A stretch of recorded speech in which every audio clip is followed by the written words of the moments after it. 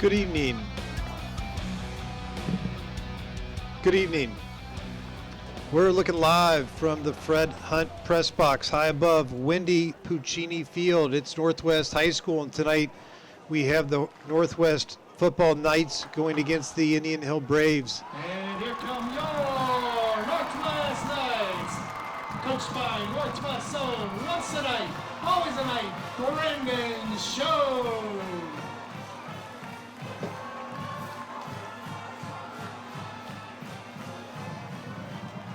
Folks, it's hot here tonight. Field conditions, it's got to be at least 85 degrees and 105 on the field. We'll see if that plays any role in the outcome of the game tonight. These two teams are looking for better results than what they had last week. Both teams are 0-1.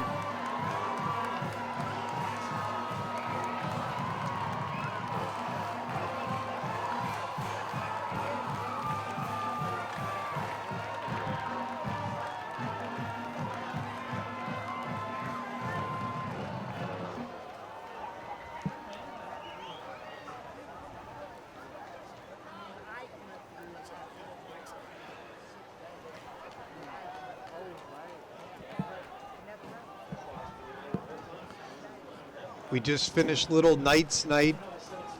Youngsters got to run on the field, run around. There were some fast youngsters out there.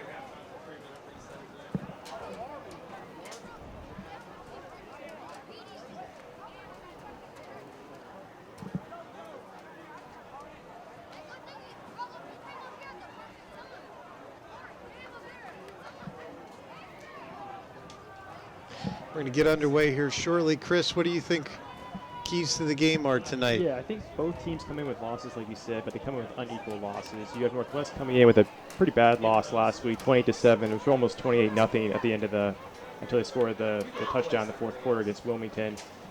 They really had a hard time passing the ball, a hard time running the ball, and their defense had a hard time stopping the pass.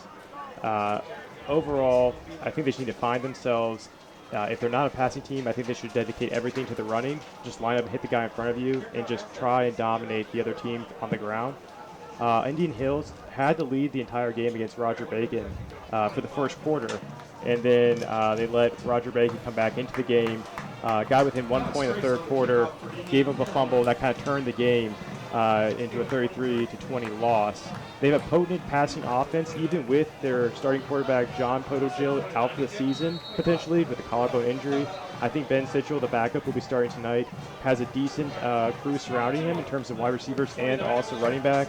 I think he can comfortably fit himself into the offense and continue what they had going last game. And the kickoff, it's a touchback, fielded by Hezzy Kelly in the end zone. He's a freshman, folks. Watch out. The Northwest offense will take the field.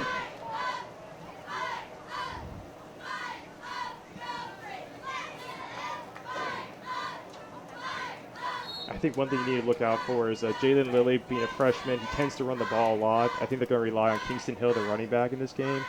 Those guys together will be, I think, their main offensive drivers throughout the game. We'll see if Indian Hills can key off on that.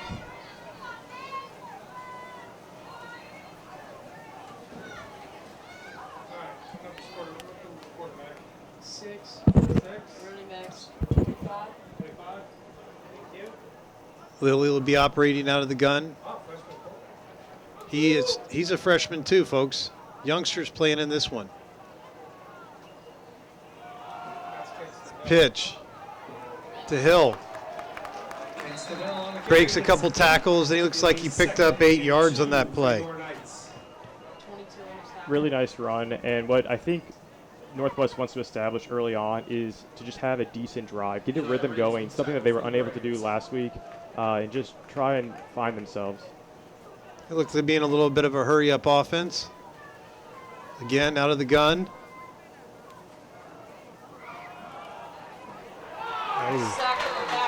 He is sacked by Trey Carter from Indian Hill. Yeah, that senior just got in the backfield, just kind of blew it up right away, was ready for that one.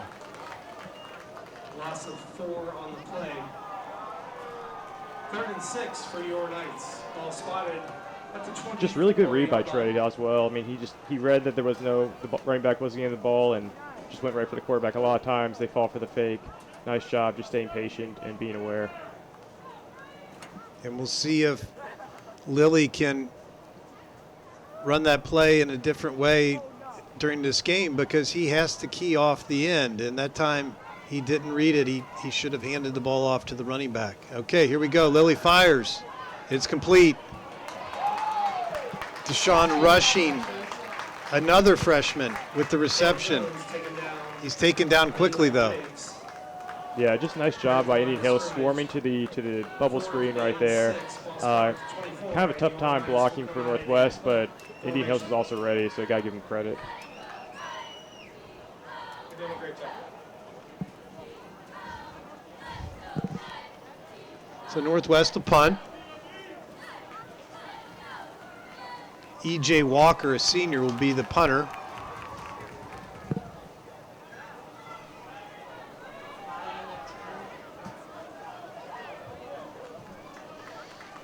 Indian Hill gets out of the way. They'll take over, first down. 32-yard line, it'll be 1st and 10 for the Braves. Please take time to visit the concession stand this evening. All proceeds benefit the Northwest High School Boosters Club and Northwest High School Athletics. Drinks, snacks, grilled items. One thing to look out for Northwest is their leading tacklers are all three of their linebackers. Great awareness, great pursuit of the ball. That's their strength, and I think you'll see them active in this game as well.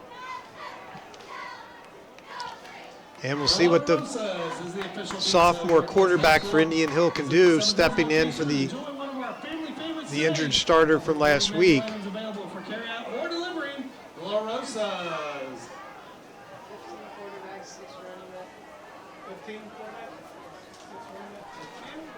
Ben Sitchell, he'll operate out of the gun.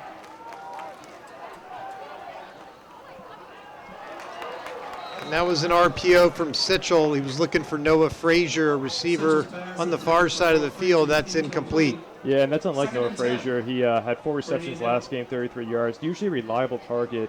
Just kind of took his eye off the ball there. They had a really good play set up on that first go.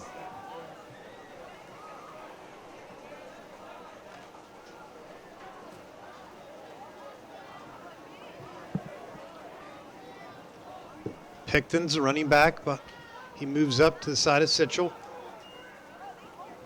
And they'll give it to him. And he gets a couple. Tackled by Brandon Harden, senior defensive lineman. And this is going to put Indian Hill in 3rd and long, likely passing situation for Sitchell.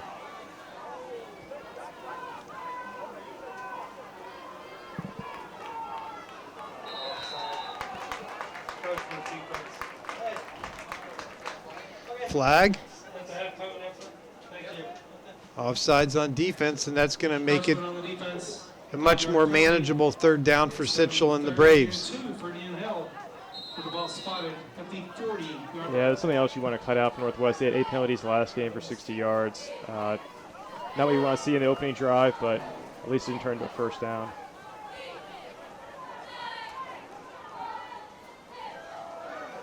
Hand off again. It's Picton, and he gets the 1st down. That's going to move the chains for the Braves. Really nice job right there by the Indian Hills offensive line, just kind of manhandling the guys up front, creating a hole for Penn Picton to go right up the middle. Penn Picton's going to be relied upon a lot, considering that Ben Sitchell's starting and needs a reliable running back to get him comfortable. Trips, they motion. Sitchell roll out. Nice move by Sitchell, and he's going to pick up another Braves 1st down, it looks like. Baiting several Knights tacklers on that run. Yeah, I mean, the Knights area did everything they needed to do in the backfield in terms of covering. Took all the options away, and Sitchell just did a great job just evading the rushers and getting a 1st down. Give him credit.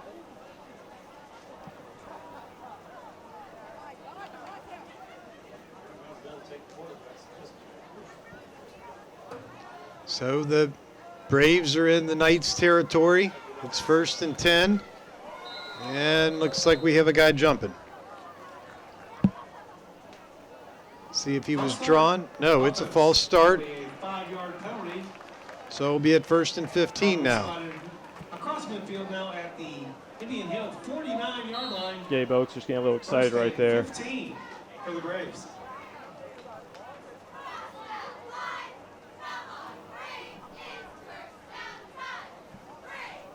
Sitchell operates out of the gun, Picton again. And this time he is stoned at the 50. Either for no gain, maybe he got a yard on that play. That was good run defense by Northwest that time. Picton on the carry, taken out by B.J. White. 8 of 1 on the Yeah, really play, good defense. second You'll see right here, all the linebackers are crashing. They read right away. Penn Picton's getting the ball. 57 comes in. Just number 3 comes in. Great job.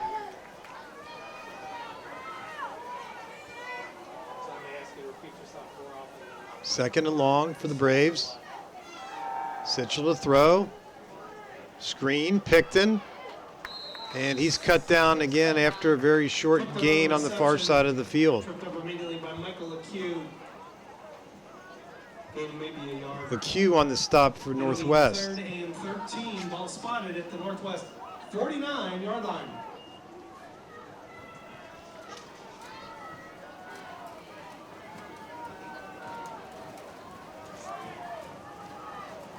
So the Braves have had a lot of Picton here in this first drive. We'll see if they spread the ball out to one of their 4 wide receivers on this play.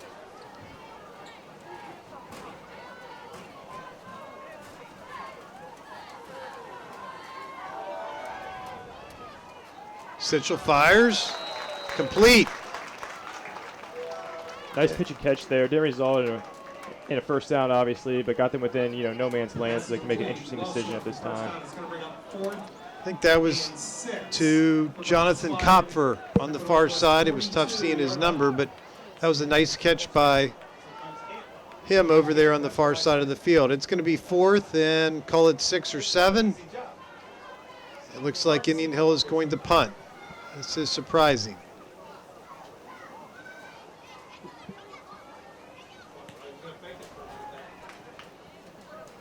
And a very nice punt by the Indian Hill punter. That's going to be down to the 1-yard line. That was beautiful. Yeah, you couldn't ask for a better punt than that. Coffin corner right there. A little Australian style kicking there. Yeah, you don't see that in the high school league that often. Are on the sidelines, ready to help you and your team in times of need. All right, so Northwest is going to have a long field on this drive, and we'll see if they can get something going. That first drive didn't result in many yards for them, and they had to punt right away. And this time they're really backed up in their end of the field this time. Yeah, I'd like to see them just kind of get some cushion right here. Don't do anything risky. Don't try and do a long pass or anything like that. Just nice, easy run. Try and get a few yards. They'll start out with 3 wide receivers. Lilly escaping the end zone. Runs down the far side. It looked like he got 10 yards, but there's a flag on the field.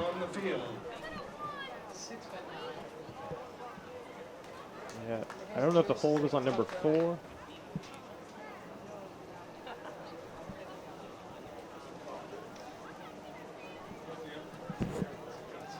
Looked like one of the receivers was holding on the outside on the far side of the field where Lilly was running. Nice. So it'll be first and a little bit longer. Yeah, I thought Keelan Curry got there right on the end. Got a little bit of a hold. Just right around the edge. So Northwest even farther backed up. Lilly standing in the back of the end zone. And he'll take it right up the middle. Ball's out, though.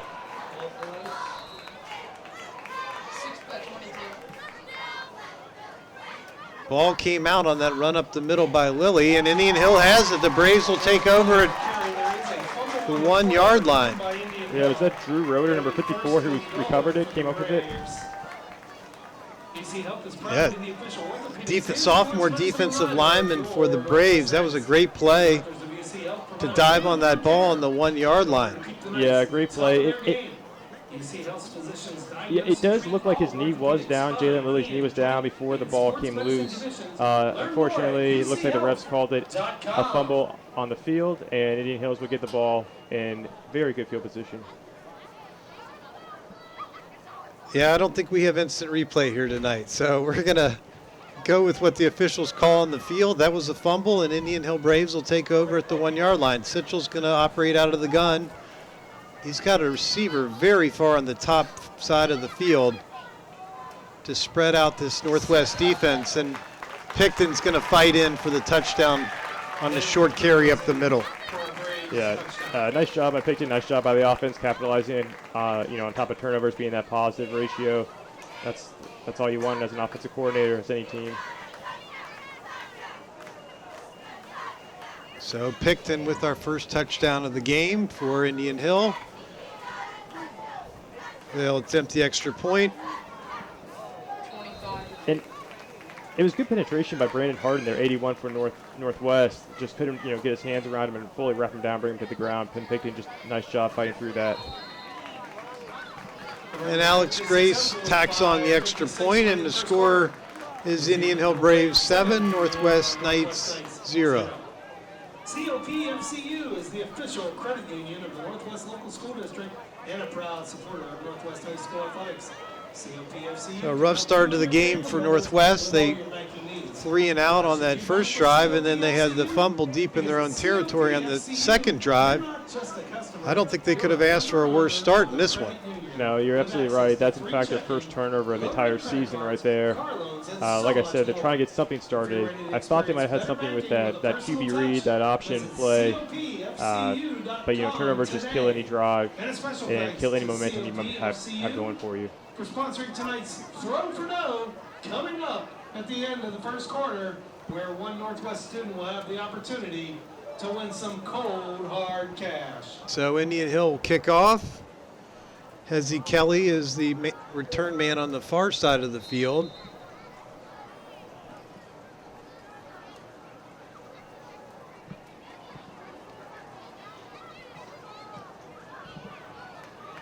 And another deep kickoff by Indian Hill, and that will be a touchback. Knights will take over first and 10 at their own 20-yard line. That was Alex Grace on the kickoff. He also did the extra point. He has a big leg.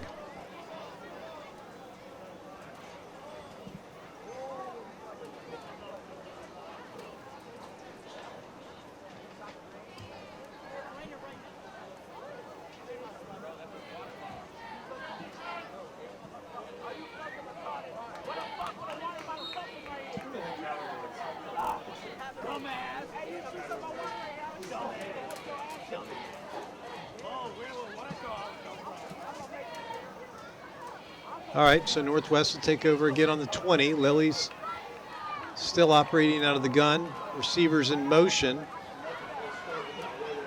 And they faked the jet that time, and Lilly kept it. He was immediately tackled behind the line of scrimmage again by the Braves.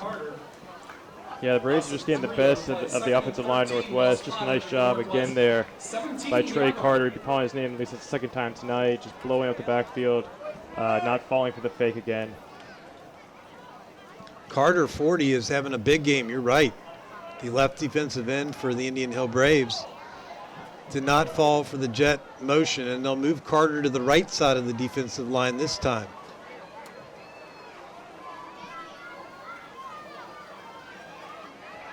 Quick pass, and immediately tackled. Yeah, and although he didn't get the tackle there, Daniel O'Brien, flew into the backfield, kind of disrupted the whole flow of that bubble screen. You can see right here, misses that tackle, but he makes that receiver stop and stutter and allows his guys to come in and kind of getting tackled. The Indian Hill defenders are really flying to the ball. They've got multiple guys on every receiver, running back tonight. So we'll see what Lilly can do. It is third and very long again. He's looking, high pass, and it's out of bounds. Intended for Marquise Andrews, who just caught that bubble screen the last time. So that'll bring out E.J. Walker again, the senior punter for Northwest. And The Braves are going to have good field position again. Dan O'Brien is the return man for the Braves. He's standing at the 45-yard line of Northwest.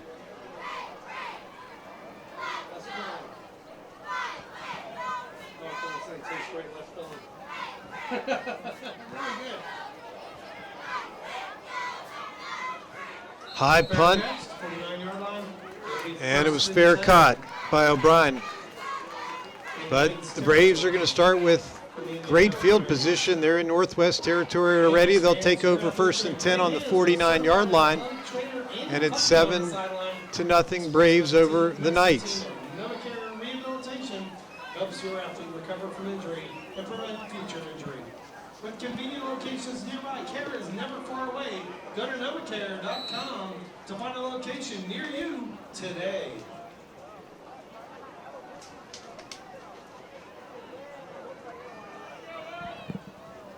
Knights are in their blue and white uniforms tonight.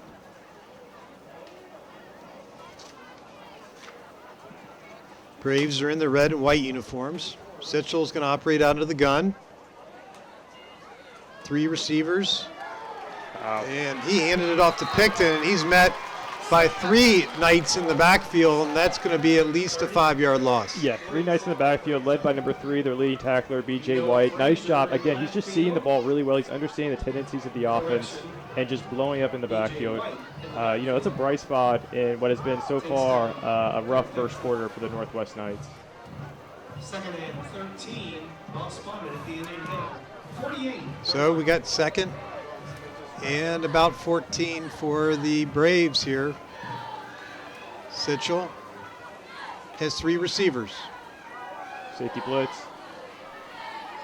And a nice pitch and catch from Sitchell to number 5, Dan O'Brien, who was our punt returner a minute ago, and that's going to be a Braves first down. He sat down in the zone and did a very nice job there. Yeah, they actually pulled a bootleg slightly at the perfect time. They had a safety coming from the left side, and they just rolled to the right and did a really nice job finding the open man.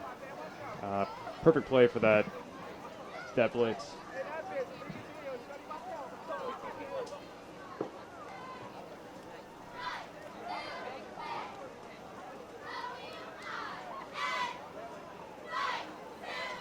Braves think it's going to be a blitz. Picton around the right side. He's cut down. Defender lost his helmet. That was number 7 on the tackle. Marquise Andrews, who's playing both ways tonight. He's been a receiver that we've seen multiple times catching the ball. Now he's on a tackle. Yeah, nice job, Marquise Andrews, getting that open field tackle. Picton, really nice job, again, avoiding that blitz coming up the middle. They had a one-high safety look. Northwest did. They were ready for the run, but Picton just did a great job getting out of there and find some daylight to the outside. It's going to bring up 2nd and 5.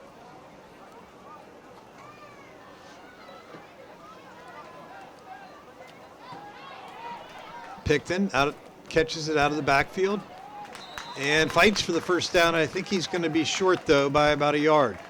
Picton on the reception, taken down at the 34-yard line. Yeah, nice little pitch and catch right here.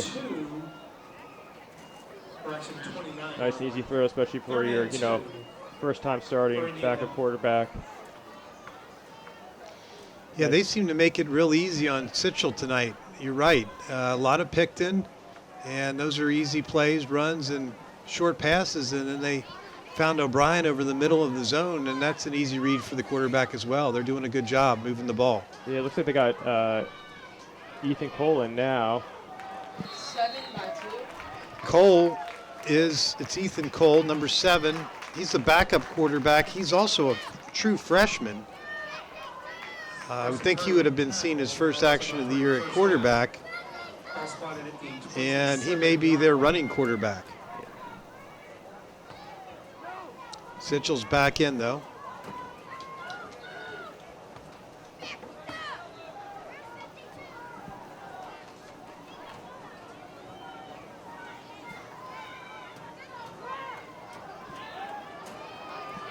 Sitchell's pass complete. He's getting around the end.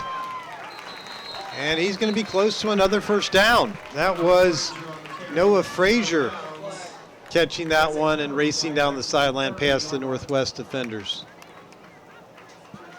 Looks like there might be a flag on the field. Looks like the Indian Hills guys are walking back.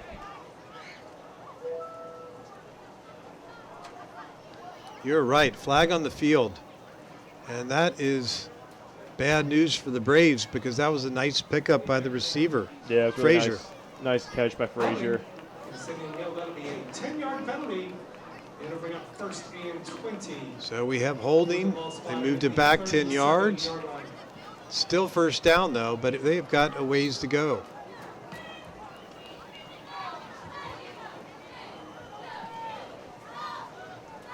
Four receivers this time for Indian Hill.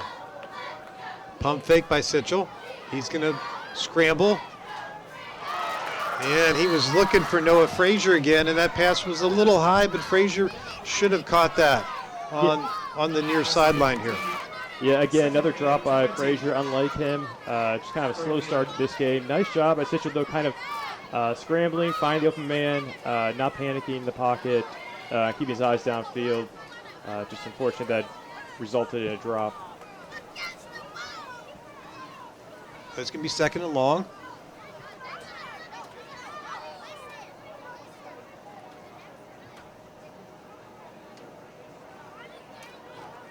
Indian Hill brings the H-back in motion.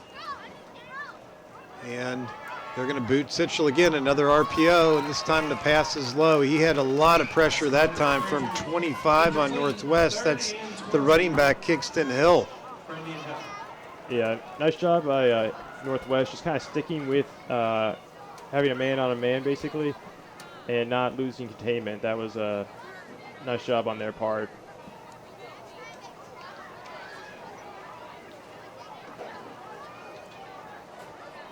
Third and 20.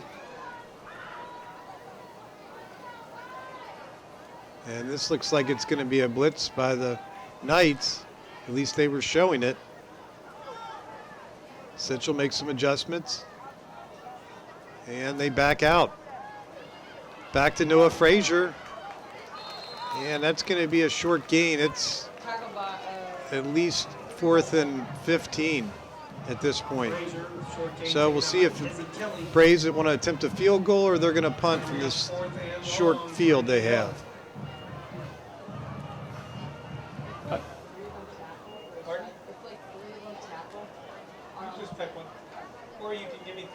Yeah, it looks like it's going to be a field goal attempt.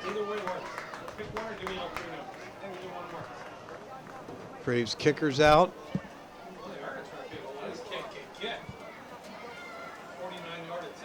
This is Alex Grace from 49 yards. And it's low and it's no good, folks. That was he knew he headed to really boot that ball. And as a result, it was low and it was no good. But he does have a strong leg. We saw that earlier in the game. Yeah, it was definitely a good attempt and probably the right move on the coaching staff as well. You're in that weird spot where it's not worth punting, too far to go for it on 4th down, so you might as well just try for a field goal. And the way that Northwest has not been moving the ball, it's not really a risk at all. Just a reminder to all our students, Picture Day is coming up. That's right, Tuesday, September 5th is Picture Day. Make sure you dress for success.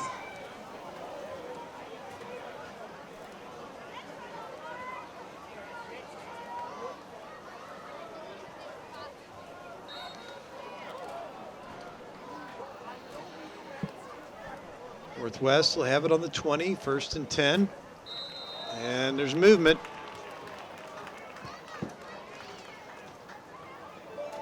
Going to call defensive encroachment that time on Indian Hill.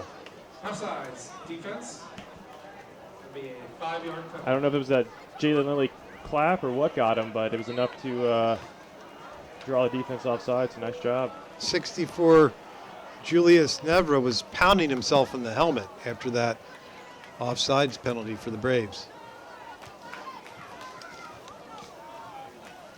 Lilly has 2 backs behind him and hands it off, and this is some tough running. A lot of Braves tacklers on Michael LeCue, and they bring him down. He's a sophomore fullback, and he's almost 200 pounds, folks. He's a load. Yeah, he's like a block of muscle, and you just see him just fighting through those arm tackles. taking multiple defenders to bring him down. Just not a whole lot there. Indian Hill, good job just swarming and keeping pursuit. Nice little wrinkle that Northwest did right there. They had two halfbacks in the backfield. We haven't seen that in this game yet. But Indian Hills wasn't confused. All right, so that brings us to the conclusion of the first quarter. It's the Indian Hill Braves 7 and the Northwest Knights 0, and we'll be back in a minute for the second quarter. That's right, tonight's football throw for no attempt is sponsored by COP FCU, the official credit union of Northwest High School. COP FCU specializes in banking products and services to meet your family's needs. From simple and free checking to low-rate car loans, COP FCU can help you make the most of your money. Visit copfcu.com to learn more. Tonight's throw for no participant is Chrysalyn Turner. If Chrysalyn is able to throw one of 3 footballs through the target, she will win $50. Good luck, Chrysalyn, and go Knights!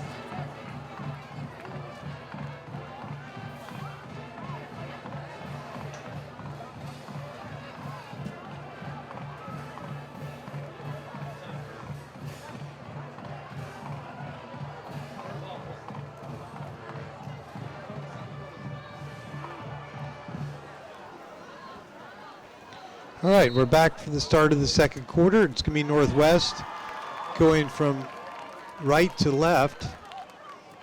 Lily's the quarterback. It's a quick pitch. And not much there again for the Northwest running game. That looked like Hill on the carry again for Northwest. Great job on your throw. Remember to visit copfcu.com for all your banking needs. And it is now a first down for Hill your there Knights. just doing a nice job, keeping his head low, just finding, getting past those sticks, moving the chains, trying to keep a drive going. That's what Northwest needs to strive to do right now. And it looks like he did pick up a first down on that run. So they'll give the Knights a fresh set of downs, and now we got some daylight for Hill. He's running over multiple Brave defenders on his way to a 15-yard plus gain. That's a great run. Yeah, keeping things basic, just handing it off, not even doing too much of a fake right there. Great job by Kingston Hill, just manhandling, and great job by the offensive line Northwest, just holding those blocks as long as possible. Hill's another big running back. He's almost 200 pounds as well, so it's Braves have to get low on the tackling if they're going to stop him tonight. Here he goes again, more daylight. He bounces it. And it's finally ripped down by 21. Dylan Hartman for the Braves. He's a freshman defensive back in there. Look at the stiff arm right here at the end of this run. I mean, just nice job. Almost like Saquon Barkley-like. That wasn't fair. He's 200 pounds. He's going up against a freshman there.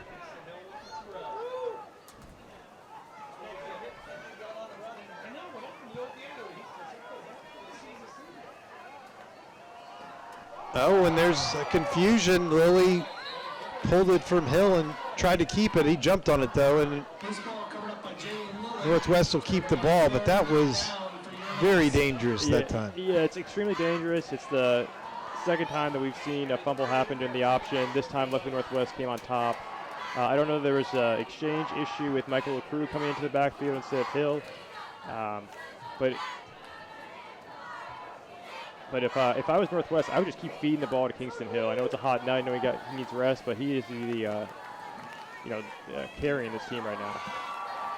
Yeah, and with LeCue, who's only a sophomore, he's almost 200 pounds as well. They got 2 of them, so they can spell Hill with LeCue. Mm-hmm. Yeah, it's like timeout on the field. Timeout, Knights. Northwest with their first timeout.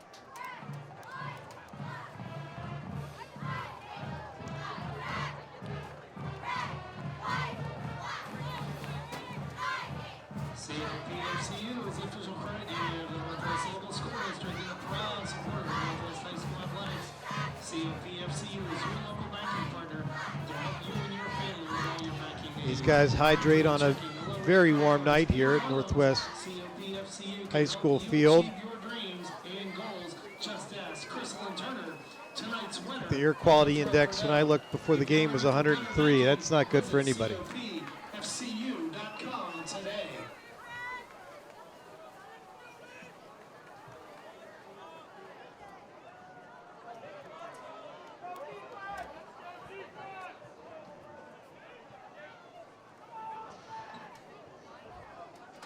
Lilly has Marquise Andrews at the bottom of the field, near side. Look for him. They send the receiver in motion. It's a jet play. And he's down the sideline, and that's Caleb Jones, senior. That was a nice run down the sideline by Jones that time. Yeah, really nice run indeed. We saw that play earlier in the game. It got blown up in the backfield. This time it worked out really well. You can see that the offensive line Northwest is really dominating right now. They're getting the hang of things, and this has been a tremendous drive by Northwest.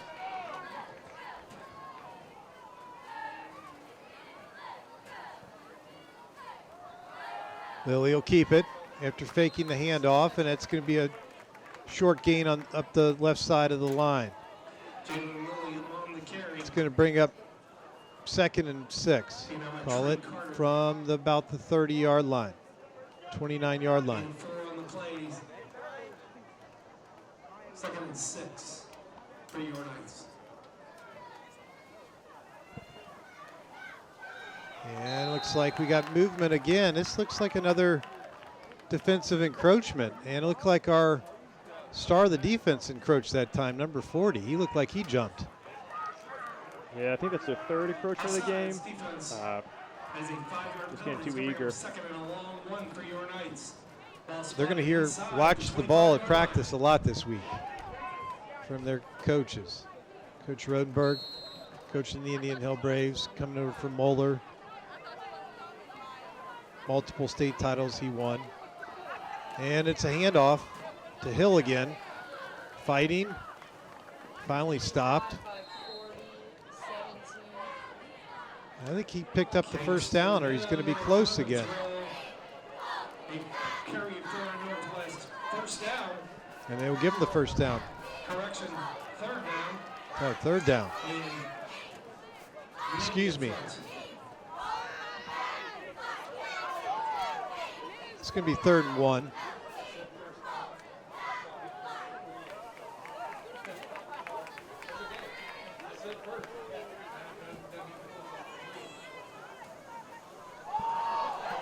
Snap is dropped by Lilly, and he is swarmed up immediately. And that is not what you want on 3rd and 1. Fumbles have been, even though they haven't been lost except for one, they just stall drives that are going really well. And especially on a 3rd and 1, 3rd and short, that's where you need to be attentive. And just a simple drop snap is a little bit low, puts them in a really difficult position. So lost 5 yards in that, and it's going to be 4th down. They're going to go for it. They have 3 receivers on the field. Andrews still on the near side of the field. And they boot Lilly. His pass is complete. And wow, the Q, the running back, broke several tackles on that run, and he picks up the first down. But there's a flag on the field again. It looks like Northwest is walking back. Unsure what.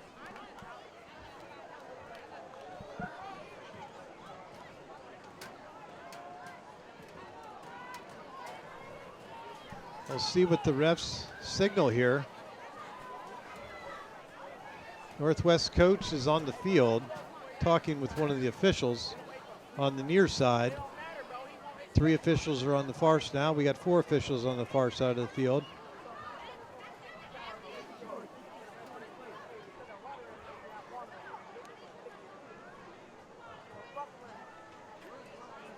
Looking at the replay, I don't see any. I think they're calling a blindside block on Northwest, but that's only my guess. I had no idea.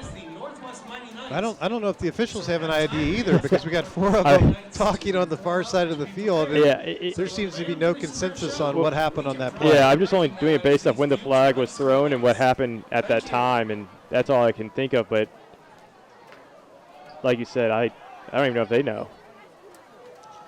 Northwest coach, he's still talking with the official on the near side of the field, trying to get an explanation on what this call is. And it looks like a personal foul, head-to-head contact on Northwest. Personal foul against the Knights. I don't know if that was the cue dropping his helmet when he was running over a couple of Braves on the way to that run, or it was somebody else. But that's the call, and that's going to push the Knights back. Yeah, I thought.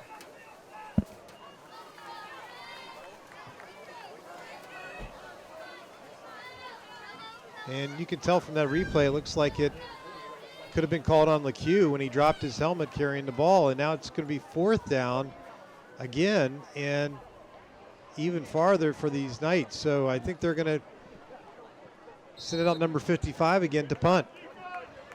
Yeah, and you really feel for the crew there. You can't, obviously can't do that, but just an effort play and just trying to gain extra yard for his team, and just came up with a head-to-head contact. It's a fair catch by O'Brien in the back of the end zone. Brian, back in your day, that would have been considered a legal hit and everything. It would have been. You're right. It was a good, tough run. That would have been Earl Campbell style. It was my favorite player growing up. He did that. So LeCue he's a good-looking running back. He's 200 pounds again, and he's run over several Braves on multiple runs in this first half. Yeah, you definitely can't fault the crew right there on that penalty. If I was a coach, I'd be so proud of him, and wasn't malicious or anything like that. Bounced off the first man, stays in bounds, and finishes the run. But that's the rule these days. You drop the helmet, it's going to be a personal foul penalty on the player. The Braves have got their worst field position of the night. They are backed up big time on this drive of the second quarter here, leading 7-0 over the Knights. And I think that's Picton again. He's scraping for a couple yards up the middle. He's going to bring up 2nd and long. Gain of maybe 3 on the play. It's going to be 2nd and 7 with the ball spotted at the Indian Hill 10-yard line. It's a nice tackle by number 11, Jordan Bailey for Northwest, defensive lineman. Sitchell. They have 3 wide receivers. Yeah, you got number 1, safety coming now. He's backing out. And the clock stopped. Timeout, Indian Hill Braves. It's their first timeout of this quarter, so each team's used one here in the second quarter.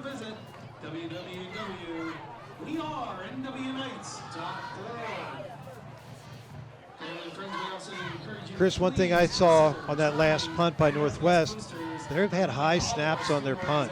And I'd look for that. But as this game goes along, if they don't get those snaps down, one's going to go over the punter's head. And that's going to result in a big play for the Braves. So they've had at least 2 that he's had his arms over his head. Yeah, absolutely. Snapping has been kind of a difficulty this entire game, whether it's punting or just simple shotgun snap to Jalen. There's been a couple drops. In fact, there was that fumble we saw in the last drive that they recovered.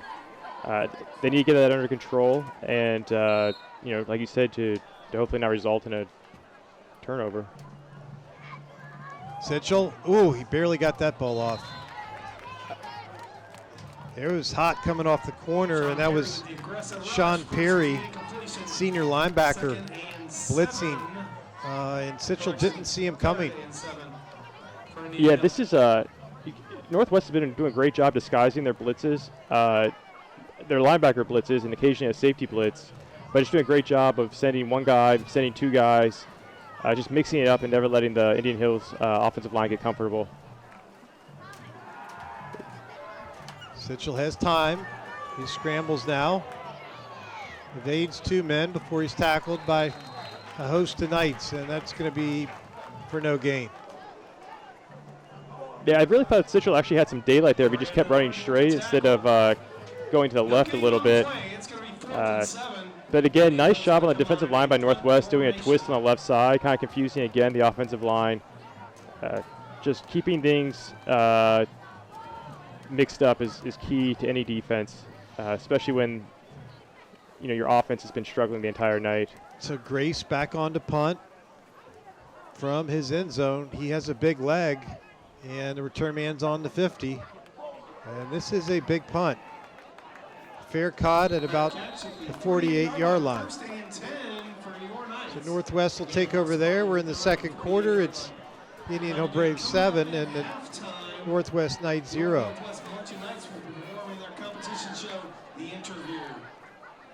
After that, we are going to recognize the Northwest Mighty Knights, our youth football teams. Northwest has gotten the running game going here in the second quarter, and we'll see if they can continue it on this drive.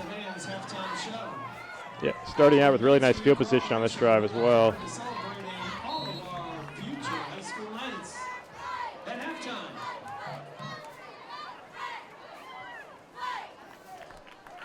Lilly fields a low snap, and he keeps it, and he is pounded into the turf. And that was a difficult one for him to corral, and he had to take his eyes off the defenders, and they were right at him when he got the ball. Yeah, whenever you run an option offense like Northwest does, timing's everything. If your snap's off, that means your option's going to be off, which means your read's going to be off, and that just gives time for the defense to get in the backfield.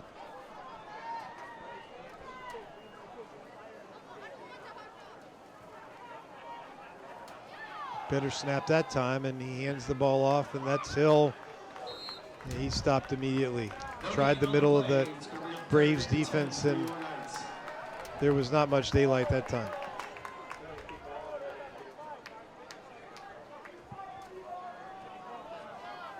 Yeah. 54, Indian Hills right there in the backfield, slowing the whole run down, and then letting his guys clean up on the back end.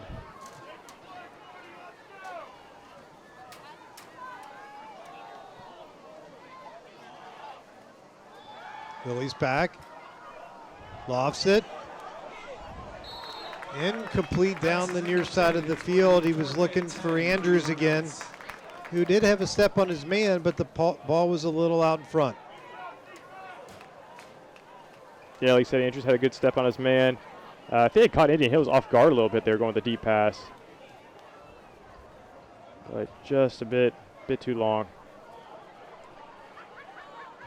And here's our punter, 55 again. Yeah, he's getting a workout tonight. Yeah, he's punted well, though. Yeah, I think he's had some very good punts. Yeah, absolutely. And here's our high snap that I was talking about. He fields it and gets it off, though. Good reactions by 55.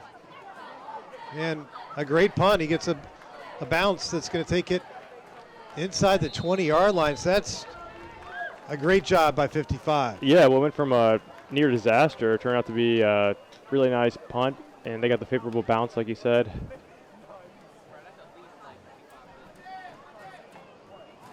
First and 10. Indian Hill ball spotted at their own 18-yard line with 4:11 remaining in the first half. I think if the Braves had the punt block unit on that time, they would have gotten it. But it looked like they were trying to set up a return to get some good field position, and they're going to be backed up again, unfortunately.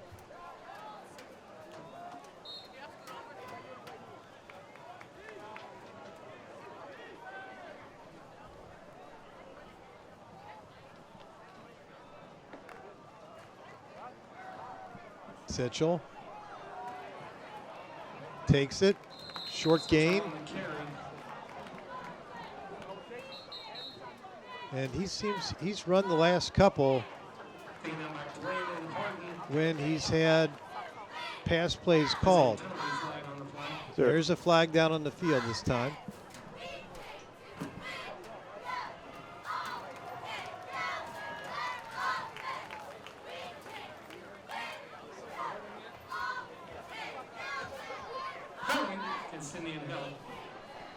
Call is holding on Indian Hill, and that's going to back them up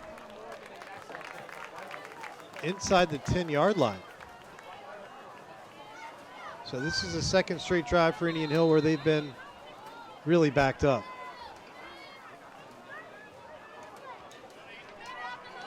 Sitchell with the shovel to help. Ball's down. Northwest has it, and they're going to have great field position. Yeah, nice little confusion there. I'm not sure if this was a handoff or a shuffle at the beginning. And then Penn Picton, just nice little run, but obviously ended up with a fumble with number 7 just getting his helmet on the ball. It's the Knights' ball, 1st and 10 inside the 20-yard line. The ball's going to be And the Knights take over. The flag was picked up. There wasn't a penalty on that play, and they're going to have great field position. This is by far their deepest position in Braves territory. Yeah, I feel like we've been calling his name the entire night, but Marquise Andrews, nice job just getting that fumble, popping that ball loose, and creating the best field position that Northwest has had tonight.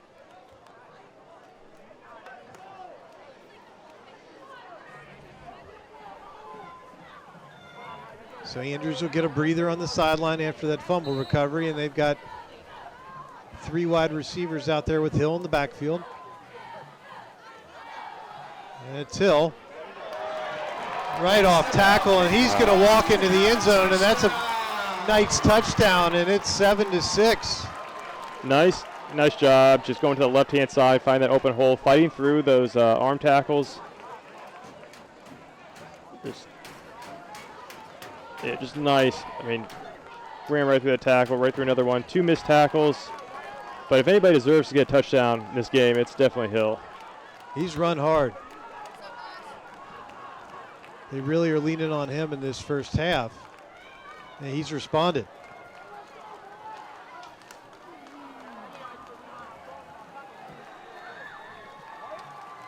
E.J. Walker, number 55, who we were talking about as the punter, is also our place kicker. He'll be kicking this extra point for the Knights.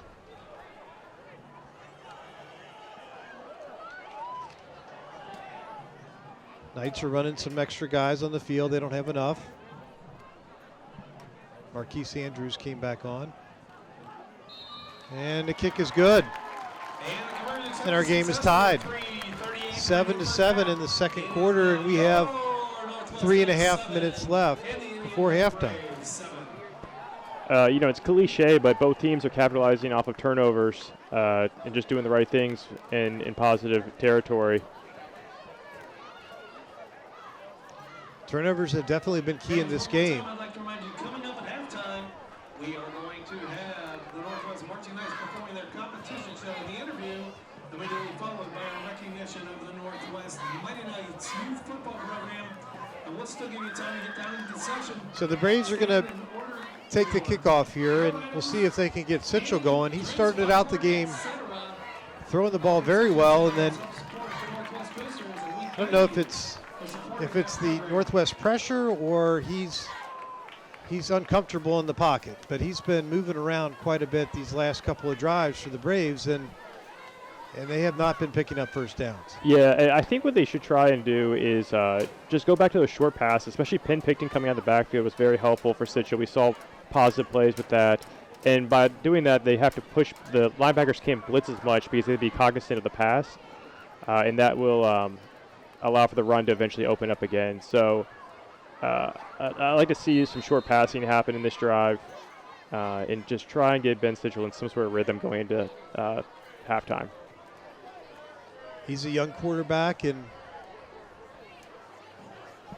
he needs extra time back there to make the appropriate reads. And his last couple series looks like he's been dropping his eyes and looking to run. So we'll see what he can do on this drive. Kickoff in the far right corner of the field is taken by the Braves. And that's a nice return of 30 yards by George Vollmer, sophomore wide receiver defensive back.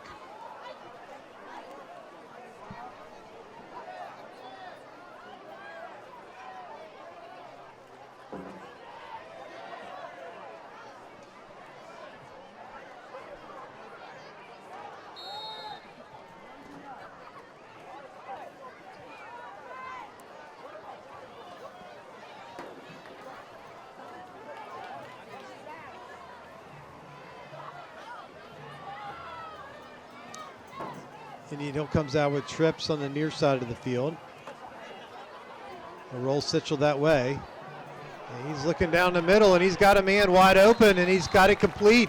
Nice job by Daniel O'Brien, just finding that seam. We haven't called his name a whole lot tonight. We finally did. And Ben Sitchell, that rollout, he's very comfortable with it. It creates, artificial space for the quarterback, allows him to have a pocket, and just nice little throw. A little low, but really good, especially to get him comfortable again. The past few drives, he's been, like you said, kind of slow, stalling. So Indian Hill in Northwest territory after that long pass by Sitchell to O'Brien, and they're going to hand it to Picton, and he's got a big hole to run through, and he's going to pick up close to 10 yards in that first down run with the flag thrown at the end. There is a penalty flag on the field. Holding. And it's going to be holding on Indian Hill, and we know why Picton had that big hole now. Yeah, I was wondering why that hole was so large. With the ball spotted at the 47-yard line.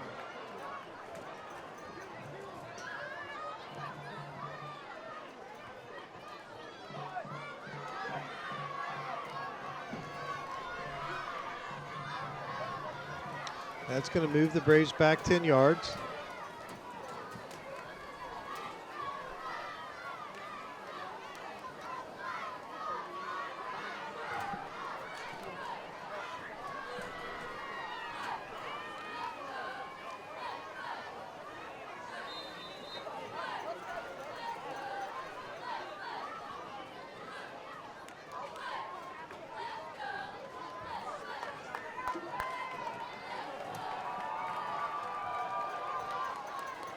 Northwest will back out the single high safety look again. They got a pocket for Sitchell, and it's overthrown that time.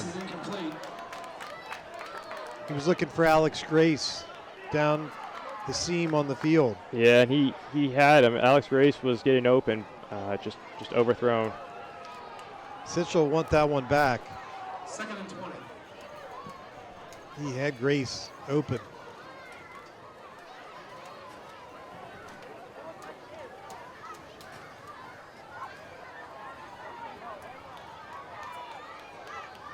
Northwest mixes it up. Down there in two safety. Sitchell steps up. He's hit as he throws. He still gets it off, and it's what an interception by number 1 on Northwest.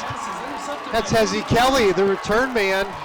He picked it off, and he got hit hard, and he held onto the ball. That's a great play. Yeah, Hezzy Kelly with an interception, but give credit to 81 right here with hitting Sitchell when he was in his throwing motion, causing that ball to just go up in the air.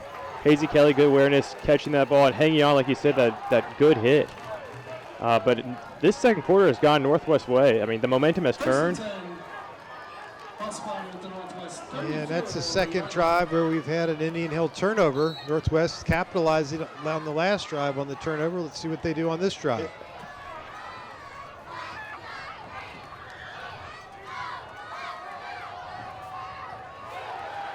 Hill bangs up the middle for 8 or 9 yards before he's brought down. Nice job by Hill. Just go straight up the middle, using that power, using that nearly 200-pound frame, and just going right through the Indian Hill defenders.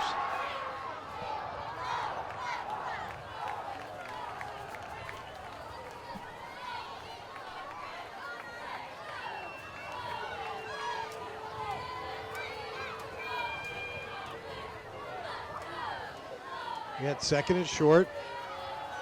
Lilly hands it off. That's the cue, and he picks up the first down. Yeah.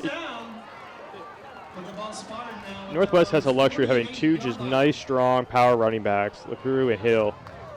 Just can wear down any defense like we've been seeing this second quarter.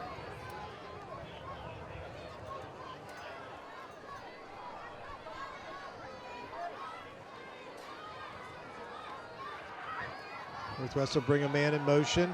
It's that jet play again. Number 16, Caleb Jones, who had a nice run on the last jet. He stopped for a short gain on this one, but that's going to bring up another timeout for Northwest. Their second of the first half. Just inside the 49-yard line.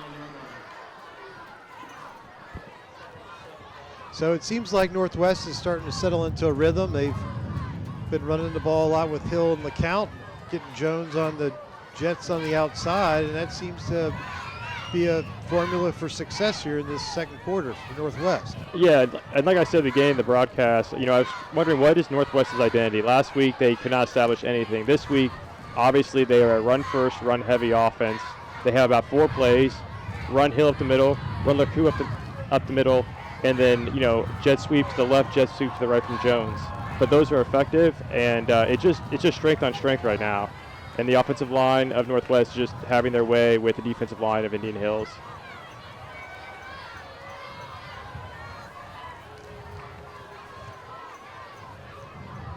That offensive line, we have 75 Roman Johnson out there.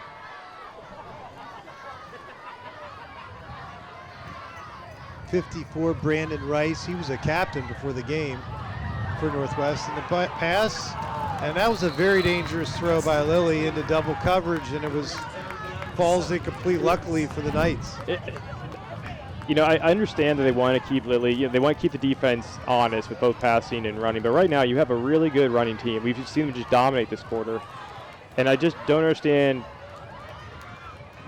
going with a pass of that length with that risk at this time in the game, especially when you have momentum. That was Dylan Hartman ranging over number 21 for the Braves, almost picking that pass off from his high safety spot.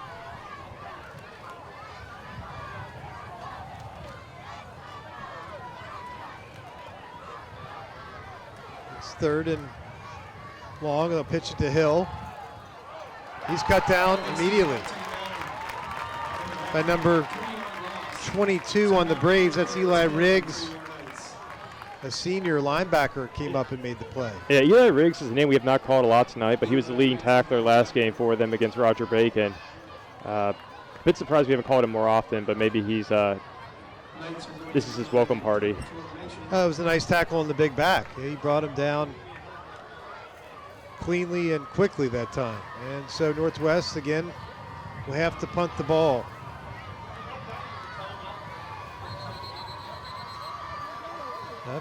Clock stops. We got a timeout. Northwest, and that'll be their final timeout of the first half. So we'll have a break in the action. We got 33.5 seconds left in the first half. Scores tied. Indian Hill 7, Northwest 7.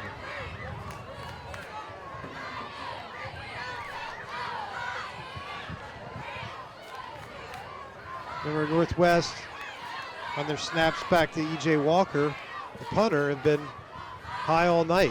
See if they've corrected that issue on this punt.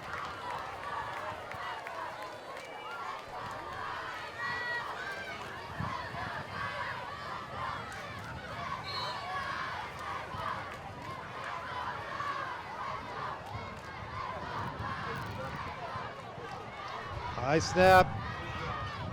And it's a high end-over-end kick that's going to take a big Indian Hill bounce, but number 5 on Northwest is down there to down the ball quickly to prevent a further loss. And that was another high snap. Again, this is at least the 4th one we've seen in the first half, and I'm surprised Northwest hasn't been practicing this over on the sideline while there's been a break in the action. Yeah, we got to see the punter's hops on that play right there, in addition to his big leg. Just got to get those snaps down, like you said. And Indian Hill's going to take over at their own 42-yard line, and they're in good field position. They only have 25 seconds left in this quarter, but they can make something happen here if they hurry. Sitchell fires, incomplete on the far side.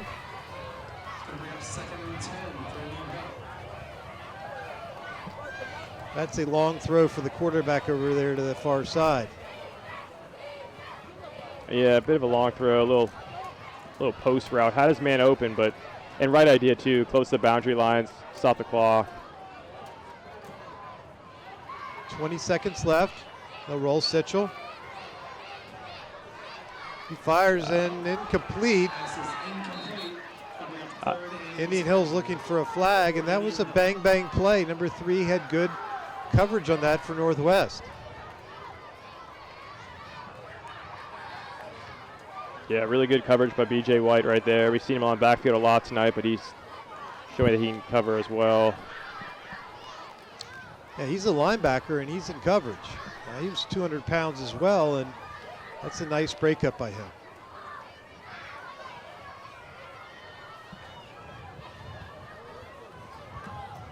We have 13 seconds left.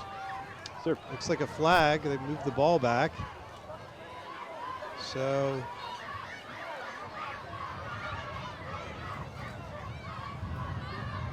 Indian Hill it's still second down, but it's going to be second from the 32-yard line, and they need to get to the Northwest 48.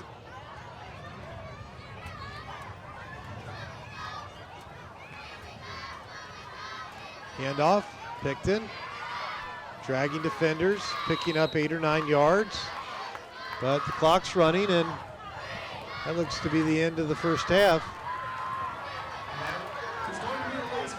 With Indian Hill 7, Northwest 7. We'll take a break for halftime. We'll be back for the second half. And the Indian Hill Braves 7. At this time, we ask the Northwest Mighty Knights to get the form up, please. Northwest Mighty Knights, please form up.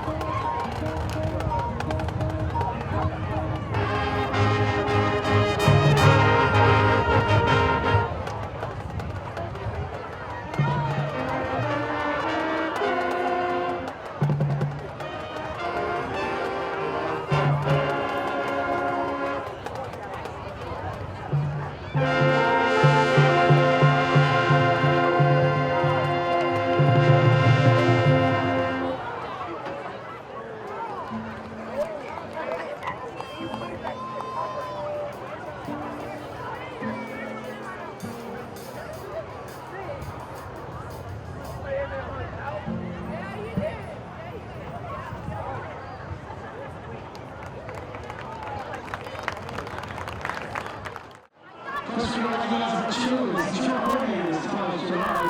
She's assisted by John Wyatt Winbush and Tiffany Elston. The team mom is Katie Combs. The kindergarten first grade cheerleaders, Matt Rice, Tony Howley, Mackenzie Long, Hayden Williams, Myla Rose Godfrey, Harley Elston, Natalia Adams, Hallie Ruskin, Cheyenne Dolby, Harper Phillips, Janine Poston, Nova Daniels, second grade cheerleaders, Kimriel Jordan, Kellyanne Smith, Paisley Willis, Renee Daniels. The third grade cheerleaders, Brianni England, Lillian Jernigan, Delilah Powers, Church Powell Dar. The fourth grade cheerleaders, Isabel Combs, Hannah Sweet, Ava Everly, and Kimora Jordan.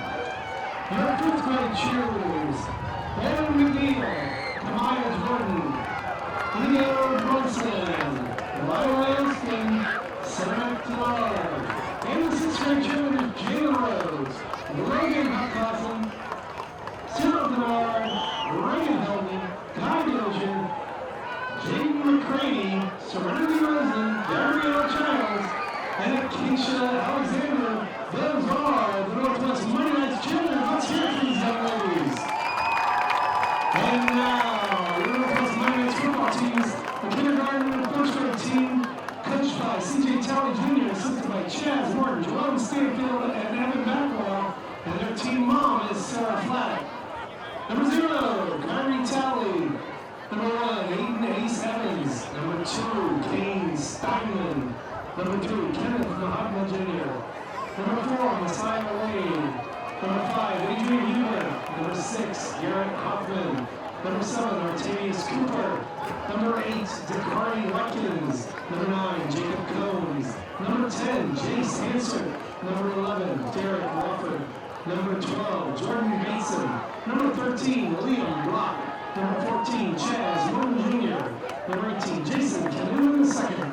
Number 19, Ashton Bradley. Number 21, Quincy Weber. Number 22, Logan Mills. Number 23, Capri Carter. Number 24, Noah Morton. Number 28, Shiar Macbeth. Number 29, Donovan Berry.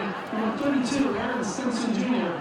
Number 34, Ezekiel Parkinson. And number 36, Avery Mackey. Those are your kindergarten first grade Northwest Monday Nights. Now for second grade, coached by Monte Scales. He's assisted by Caleb Muffa, Chris Steiner, and Jalen Goodman. The team mom is Melissa Daniels. Number 2, Nico Purdue. Number 3, Brody Baldwin. Number 6, Caden Evans. Number 7, Nicholas Taylor. Number 8, Caden Macbeth. Number 9, Dalton Stacy. Number 10, Mason Daniels. Number 15, Ezekiel McNeil. Number 16, Jason Sheffield. Number 18, Gunnar Godin. Number 20, Preston Steinow. Number 22, Braden Sipes. Number 23, Kamari Gibson. Number 24, Jackson Reed. Number 26, Christopher Haynes II. Number 34, Abel Parkinson. Number 54, Daniel Wesley. Number 55, Connor Flodman. Number 78, Andrew Miller. And number 80, Adrian Ray. Those are your second grade Mighty Knights. And now for third grade, coached by Eric Sheldon. He's assisted by Josh Morris, Sarah Evans, Titus Lofton, Greg McKenzie, TJ Nula, Dwight Campbell II, and Eric Morris Jr. Their team mom is Gina Clay. And here are your third grade Mighty Knights. Number 2, Brian Burns. Number 1, Chase McCann. Number 3, Edward E.J. Clay Jr. Number 4, LeVar Wade. Number 5, Kendrick Jordan Jr. Number 7, Graham Williamson. Number 8, Isaiah Dell. Number 9, Langston Settles. Number 12, Arlen Cooper. Number 13, Jeremiah Walker. Number 15, Mason Dula. Number 16, Alvin Martin. Number 17, Asher Rainford. Number 18, Amir Tias. Number 20, Tyrus Lofton. Number 21, Marco Evans. Number 22, Marcus Johnson. Number 23, Drew Stiles. Number 25, Anthony Clark. Number 28, Miles Castile. Number 44, David Hooper III. Number 54, Aiden Dullock. Number 72, Carter Browning. Number 85, Derek Campbell. Number 87, King Reese Rice. Number 88, Isaiah Parker. And now on to the fourth grade team. Head coach Ronnie Alexander. He's assisted by Gary McGruder, Markel Cullen, Marquise Willis, Tyson Alexander, Joseph Wilson, and Mario Reed. Their team mom is Leslie Rusin. Number 0, I am Alexander. Number 1, Kane Kiner. Number 2, Quentin Everhart II. Number 4, Damani Wofford. Number 5, Carter Simeon. Number 6, Shaquille Jakes. Number 7, Brandon England Jr. Number 8, Jermaine Carter. Number 9, Braden Long. Number 10, Armani Anderson. Number 11, Robert Forrester. Number 12, Roman Griffin. Number 13, Braden Polly. Number 14, Aiden Polly. Number 15, Devin Stiles. Number 19, Charlie Bingham. Number 20, Emmett Bingham. Number 21, Noah Taylor. Number 24, Michael Ranford. Number 27, Carter Steinman. Number 28, Xander Mueller. Number 32, Elijah Cameron. Number 36, Roman Kelly. Number 51, Eric Johnson. Number 52, Jalen Killen. And number 55, James Daniel. Now, for your fifth grade, Monday nights, coached by Brendan Hodges, assisted by Tyler Floyd, Eric Dahl, and Cameron Turkey. Their team mom is Stacey Felix. Number 1, Brandon Meyer Jones. Number 3, Quentin James. Number 4, Eleanor Bach. Number 5, Riley Hawthorne. Number 7, Montero Purdue. Number 8, Freeman Sells. Number 9, Philip Schumer II. Number 10, Gavion Davis. Number 13, Ryan W. Rock. Number 14, Elijah Hodges. Number 16, Dominic Rogers. Number 17, Elijah Smith. Number 18, Jason Angelo. Number 20, Colin Cripps. Number 21, Aiden Flint. Number 22, Hunter Felix. Number 23, Messiah DeAmber. Number 29, Preston Ruskin. Number 32, Stephon Jones. Number 33, Trevor Goins. Number 34, Keon Parkinson. Number 53, Bryce Stahl. Number 55, Dalton Whalen. Number 57, Anthony Sorrell. And number 72, Robert Jackson. And finally, your sixth grade United Knights, coached by Ivan Pace, assisted by Deshaun Godfrey, Chris Talley, Mitch Wessler, Chico Scales, and Deshaun Pace. Their team mom is Shoni Pace, and here they come, number 0, Braxton Bashers. Number 1, Quincy Pace. Number 2, Caleb Flowers. Number 3, Jordan Harper. Number 4, Cameron Mitchell. Number 5, Jarrell Wilson. Number 6, Josiah Flint. Number 7, Jarique Hale. Number 8, Deshaun Godfrey. Number 9, Joshua Mills. Number 10, Dante George. Number 11, Real England. Number 12, Malachi Stanley. Number 13, Julius Moon Jr. Number 14, Mickey Daniels. Number 15, Amari Reed. Number 16, Bentley Fowler. Number 17, Christopher Gentry. Number 18, Robert Steele III. Number 19, Caden Murray. Number 20, Braden Stumpf. Number 21, Trayvon Farley Sales. Number 23, Deshaun Winder. Number 24, Ari Cooper. Number 26, Colt Lawson. Number 31, Kane Roberts. Number 32, Noah Wessler. Number 33, Jeremiah Allen. Number 41, James McElroy. Number 44, Jamie Render Jr. Number 50, Jeremiah Collins. Number 52, Robert McLean. Number 83, Nicholas Hoffman. Number 99, Landon Crawford. And number 22, Lennox Turner. Those are your sixth grade Northwest Mighty Knights. Let's hear it for all our Mighty Knights football players, all our Mighty Knights cheerleaders. Remember, once a night, always a night, and I look forward to saying your name a lot slower in a few years. There again, I get on. All right, we're back for the second half. We just had a great halftime show with the Little Knights on the field. And about to get back under action. It's 7-7. Indian Hill at Northwest. And that first half we saw the running back starring for both teams. It was pretty much a running back show in the first half. For Indian Hill, that was Picton. He started off the game strong in that first quarter. And then the second quarter, Northwest running backs took over, and it was Hill leading the charge with LeCue giving him a spell. And that's how we ended up at 7-7 here at the start of the second half. We'll see if the quarterbacks from either team can get anything going. There was a couple completed passes in the first half, but for the most part, a lot of running. And it was hard running. Yeah, it was extremely hard running. Like you said, the second quarter, Northwest just kind of took over. Both their backs, Michael LaCrue, Kingston Hill dominated, especially when they went up the middle. And then Indian Hill, they started off strong in the first quarter. But the second quarter, Northwest defense figured out how to stop Picton, and the passing just never kind of picked up from there. They tried a couple times, had guys open, just couldn't capitalize. Let's see if we get back to more shorter passes from Indian Hill, try and stop those linebackers from coming up so close to the line of scrimmage. And then for Indian Hill, I think they had a great drive towards the end of that second quarter, but they went with that long pass kind of just out of nowhere when I think they should have just continued running the ball and just rely on your running backs to keep the drive going instead of taking a gamble with a long pass. It just doesn't seem to be working out this game or last game.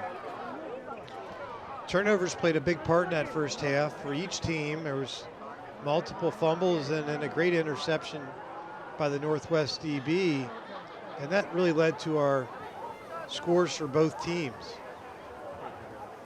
See if the teams can protect the ball better here in the second half. And Indian Hill will start with the ball first, and we'll see if Sitchell can get settled in the pocket, keep his eyes up, and find a man downfield. I think he got flustered by the Northwest pressure and confused by the coverage. And that was a monster hit on kickoff coverage. Yeah, really good hit. One-on-one tackle at George Ballmer, taking him down, and nice start to the half for Northwest.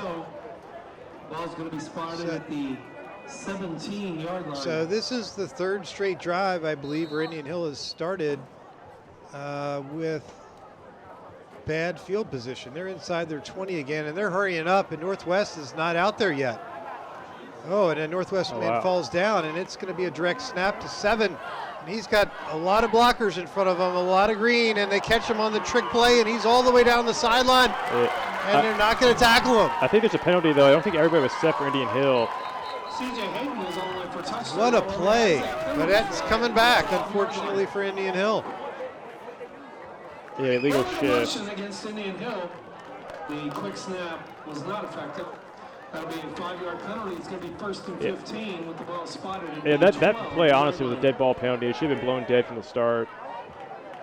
But good job by Indian Hill trying to cause some confusion on Northwest side.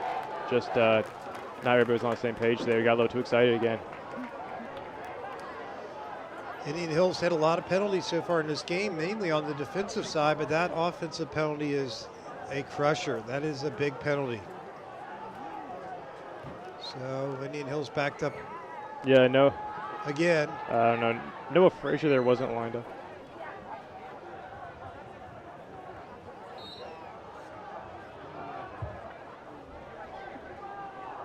That play, they ran the backup quarterback, and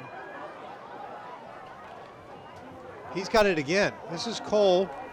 Very similar play to the last play around the right side, but he doesn't get as much yardage this time. Northwest was ready on that one. B.J. White on the tackle. Gain of 2 on the play. Yeah, a little bit of a wrinkle by Indian Hill, bringing out their running quarterback. Looks like there might be an injured offensive lineman. Looks like he's hobbling. He's up now, so for Indian Hill, looks like he's okay. Indian Hill brings back in Sitchell. They run Ethan Cole off the field after those 2 runs. Andrews with that last tackle. That's 2nd and call it 13.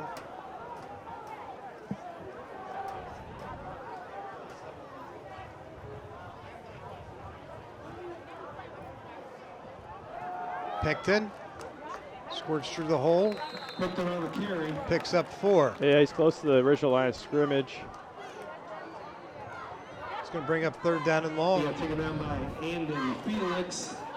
Gain of 3 on the play. 3rd and 10 for Indian Hill.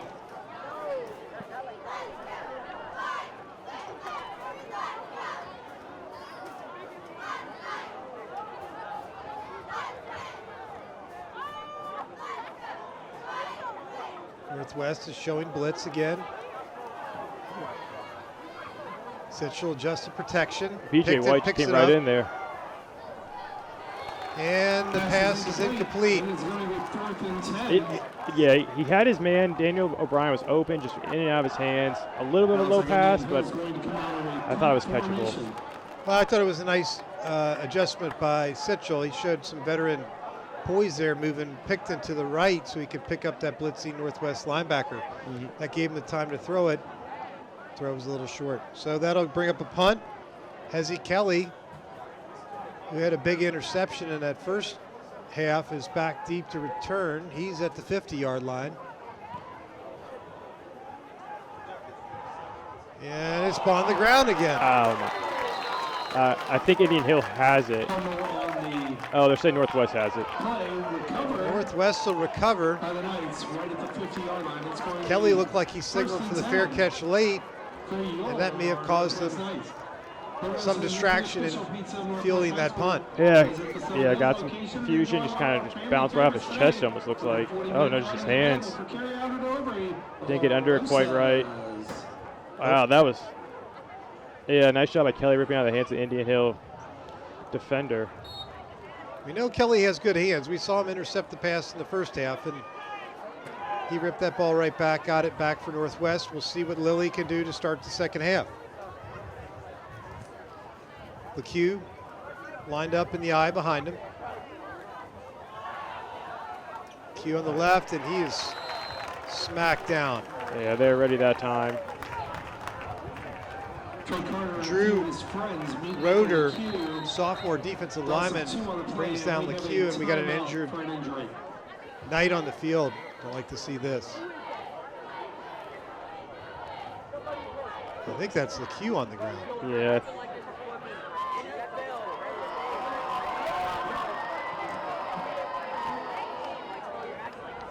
This to me looks like cramps. We again talked about it at the opening of the game, but it is very hot. It's cooled down a little bit. Sun's gone down here, but it's still hot. And these players played an entire first half in the sun with a very high temperature on the field. So this isn't surprising that a player may be cramping at this point in the game.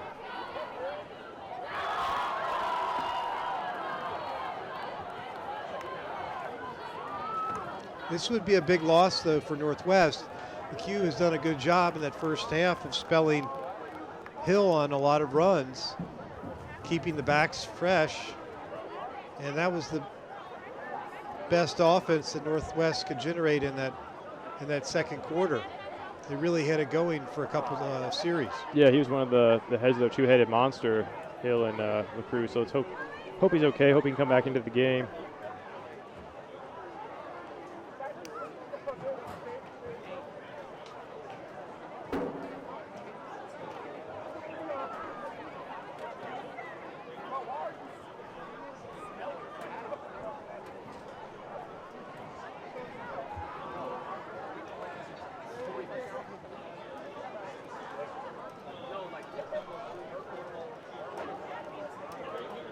Still tending to LeCue.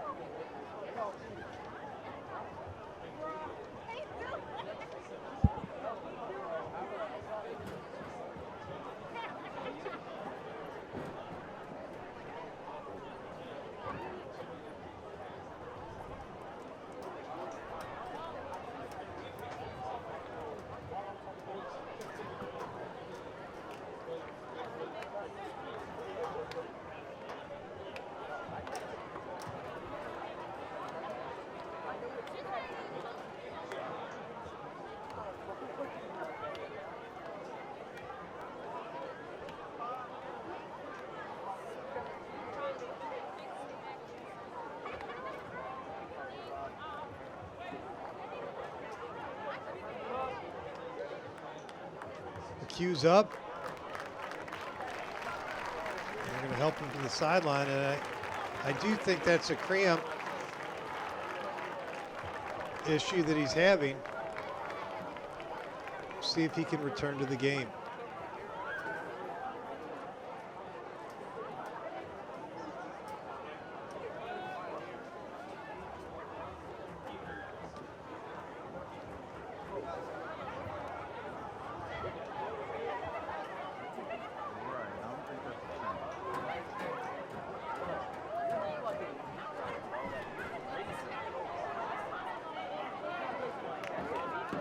Hill's back in the game for Northwest at running back.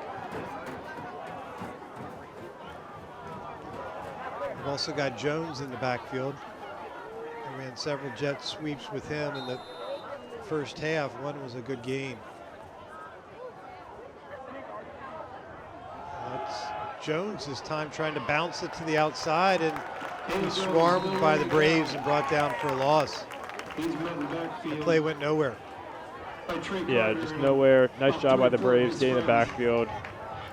Not being fooled at all. At about 17 with the ball spotted. 40 Trey Carter really disrupted that play. And again, in first quarter, when the Braves defense was having their way with Northwest, it was Carter making several big plays, and there he is again in this third quarter. Northwest to throw. And the pass is incomplete, almost picked off by Charlie Rogers of Indian Hill. Looked like that pass was tipped at the line, then went off the receiver's hands, and Rogers made a diving attempt to pick it off. Yeah, it was just a hot potato for a moment. But number 5 came off the edge right there and gave an extra rush, which was nice to throw off the timing for Northwest.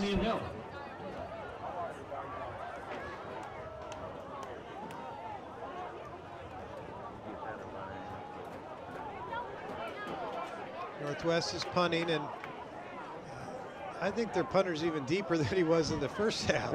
He is way back. Yeah, he's just getting ready for good insurance. He's a good 20 yards back, folks. This is going to be a long snap. Refs are blowing the whistle.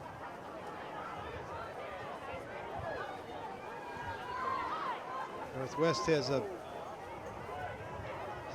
equipment issue with the player. They'll sub in Jordan Bailey into this coverage team. Good snap, big kick, no fair catch, and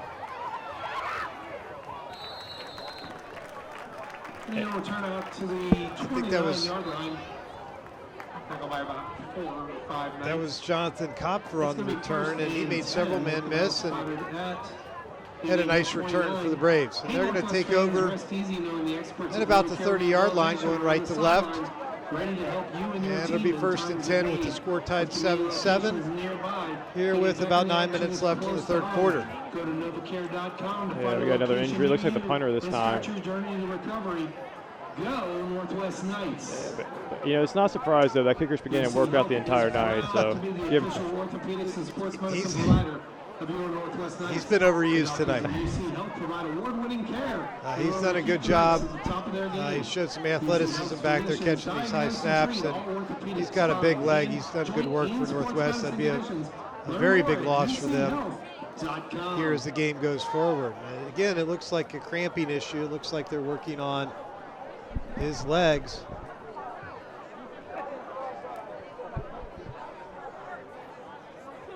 He jumped a little bit on that landing after punting the ball, and I would have to suspect that's cramping with the weather as hot as it is. yeah.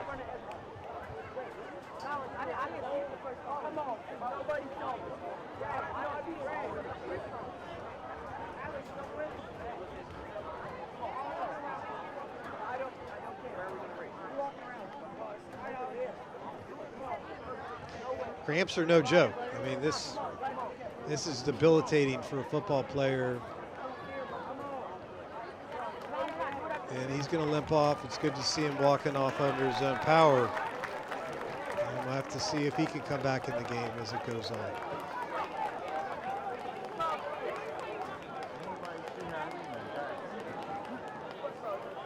Cramp appears to be in his kicking leg, which is also a big problem for him.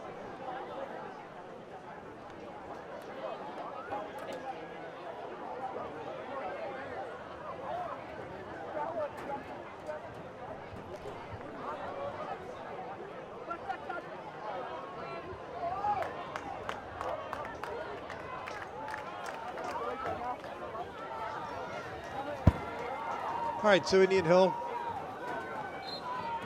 is now back on offense, 1st and 10. And this is the freshman quarterback, and he has his man over the middle, racing down the middle of the field. That's Eli Riggs, and that's going to be a Braves touchdown. That was Cole to Riggs, and I don't know if they fooled Northwest there, but Cole has run every time he's been in the game. That time, found the open man right down the middle for a touchdown. Yeah, right. They just found those seams, threw a dart right to Eli Riggs, and I think it is a little tomfoolery that they did right there. Ethan Cole's been just running the ball the entire time. He did a little bit of a fake right there, and just went opposite to his tendency and caught Northwest looking. So Cole with a long touchdown reception, and we'll see if the Braves can tack on the extra point.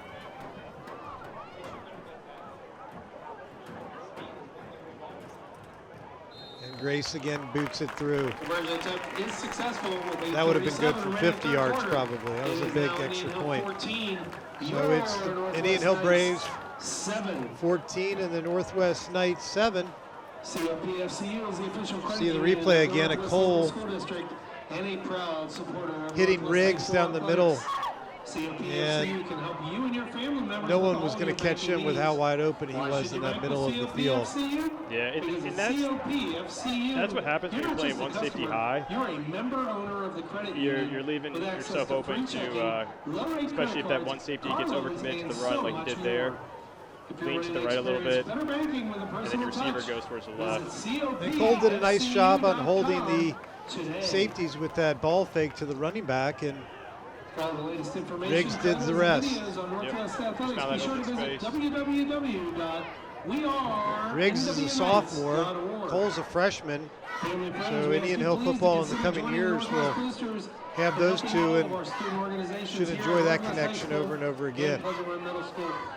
For more information, please contact the high school and become a proud Northwest Booster today.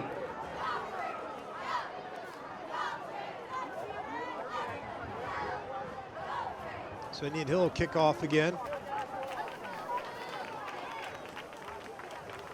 Got Hezzy Kelly and Marquise Andrews back deep for Northwest.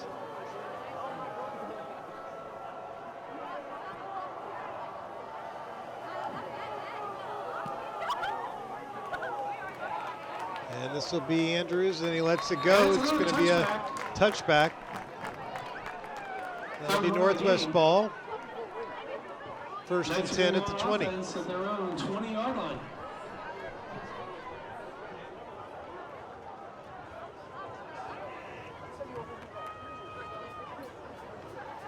Alex Grace kicked that off for Indian Hill Braves again, and he's shown he's got a major leg. That's a couple touchbacks for him and made both extra points, so he's had a good game.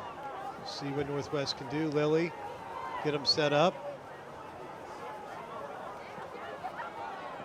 He's got Jones again in the backfield.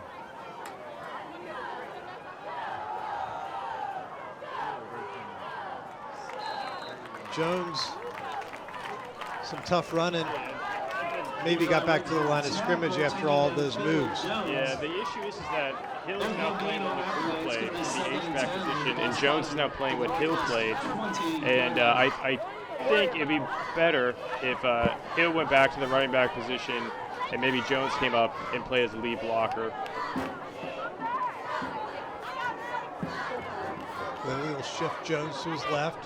Fires. Oh, Picked. gosh. Wow. Picked. Daniel O'Brien with a pick on that bubble screen. He read that out of nowhere. Read that all the way. Nice little snag. And this game has flipped. Yikes for Northwest, though. That was not good. And the Braves capitalize on the turnover. We talked about this at the opening of the second half. Turnovers have played a major part in this game so far, and that's the third score off of turnovers, and the Braves have 2 of them. Yeah, and those bubble screens, you have to throw them on a target, on a line, and quickly. And right there, just kind of hung in the air a little long. His receiver even slipped, it looked like. Just a kind of a botch play from the beginning. Bring Grace back on for the extra point.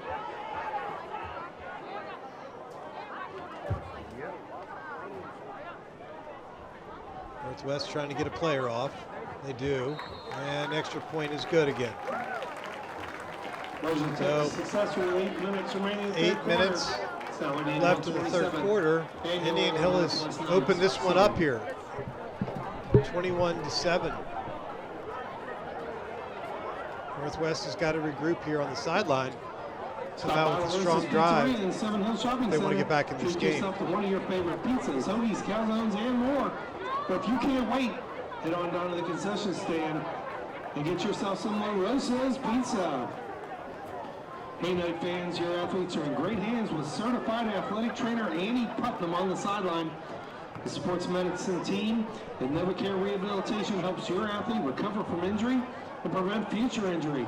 With convenient locations nearby, care is never far away. Go to NovaCare.com to find a location near you today. Indian Hill's ready to kick it off.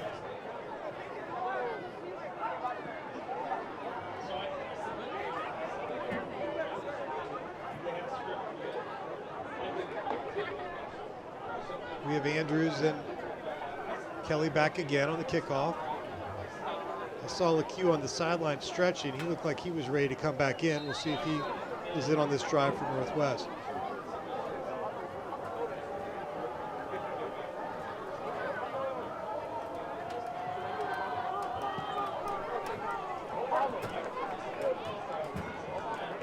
Another kick into the end zone and another touchback. That is another touchback. And your Knights will once again start at their own 20-yard line.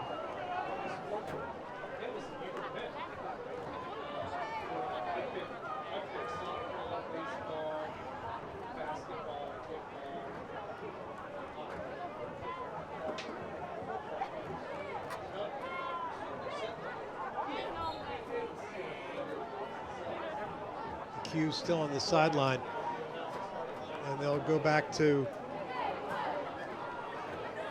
Jones and Hill in the backfield.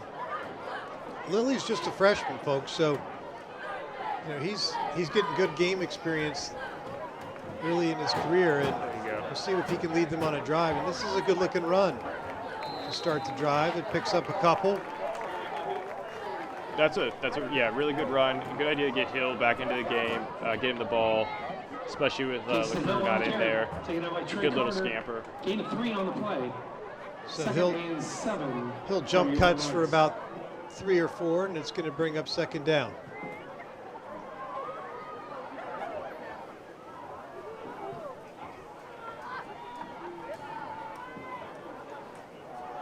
Lily will hand it off to Jones. He's stuffed again. And that looks like they may have lost yardage on that play. Yeah, it looks like Jones got stuffed in the backfield. No gain on the play. It's going to be 3rd and 7. Roeder, 54 for the Braves, had another tackle. He's had several in this game. The Braves defensive line has done a good job in getting penetration and making tackles.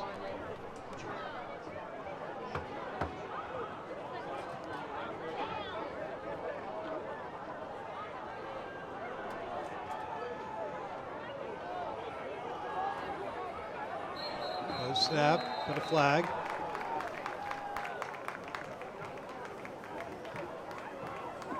They'll start against the Knights. That's going to be a 5-yard penalty. That's going to make it 3rd and 12. And they're marking off 5 yards for a false start. Bring up 3rd and even longer now for the Knights.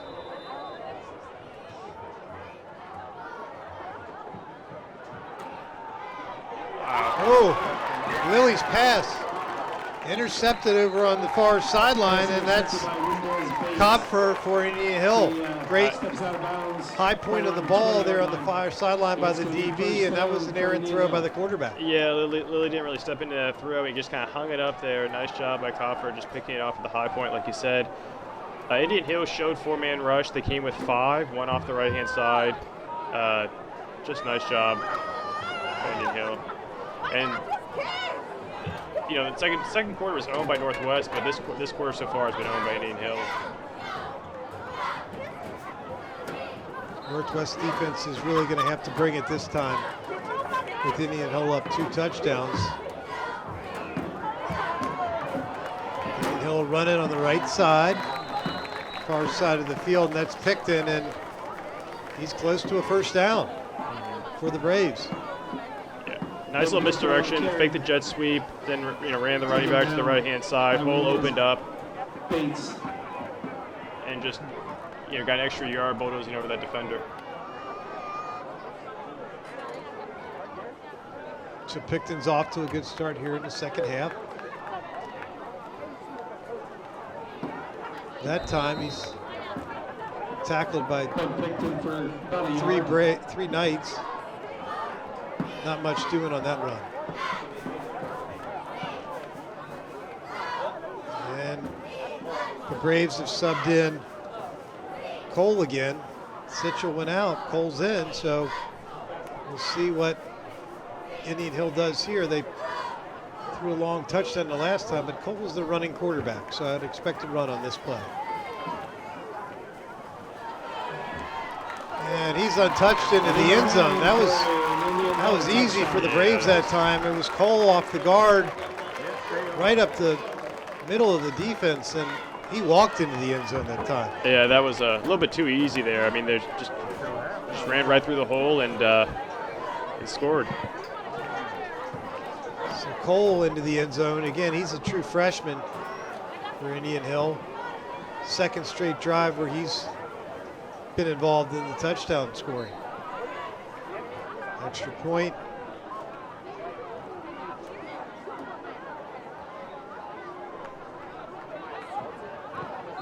Grace is good again. Conversion attempt is successful. And we have a score of 28. Indian Hill on top, Northwest 7.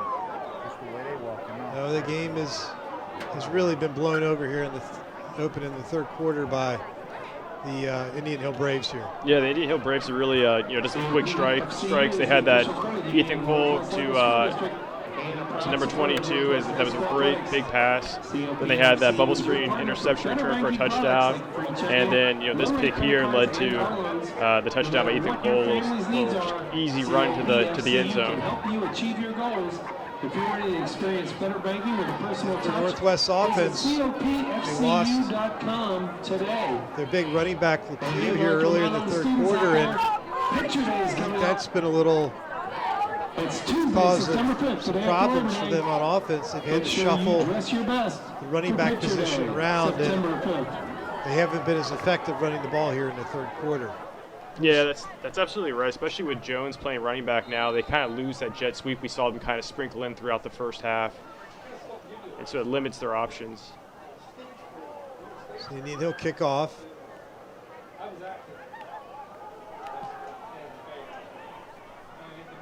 Another booming kickoff into the end zone, another touchback. What a weapon for Indian Hill. Northwest has started it at the 20-yard line almost on every drive.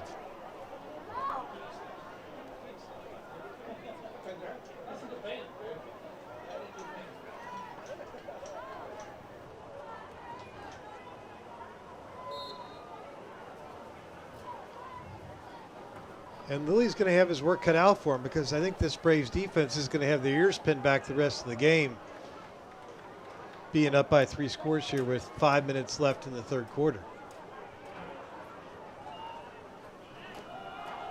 Pitch. He's stuffed. Yeah. No daylight that time for Jones on the pitch, and Indian Hill had multiple defenders over there to bring him down quickly. Yeah, absolutely. Just Yeah, just all the Indian Hill defenders come in there, especially, Daniel Bryan getting in there, just finishing the job, but almost untouched. No, I mean, just constant pursuit to the ball, but it's pretty easy when you're not even blocked.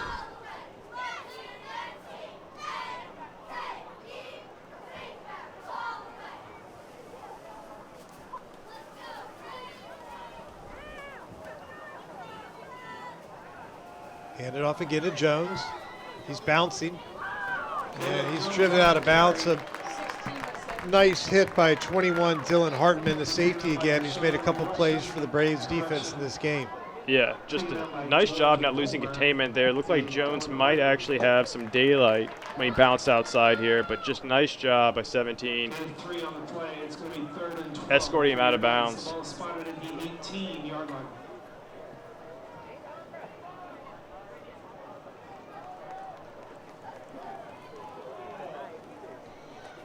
It is 3rd and long again for Northwest. Lilly to pass. Deep. Picked off again. That's Charlie Rogers on the far side of the field at about the 50-yard line. He looked like the intended receiver on that play. Yeah, he absolutely did. It was a nice little pitch and catch from Jalen Lilly to Charlie Rogers, just not what Jalen Lilly wanted.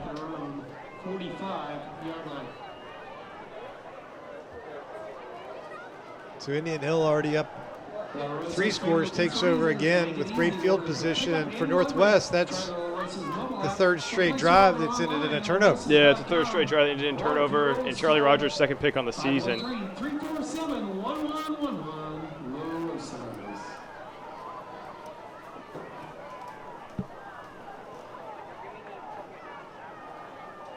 Sitchell back in for the Braves. He'll hand it off. Picton. He'll find about a 4-yard gain that time, and I think we're going to be seeing a lot of Picton the rest of this game. We have another Knight down on the field, and again, I don't know if it's a cramping issue or not, but the Knight's down at about the 45-yard line. It's Sean Perry, the linebacker. He's made some nice plays this game. Injury timeout.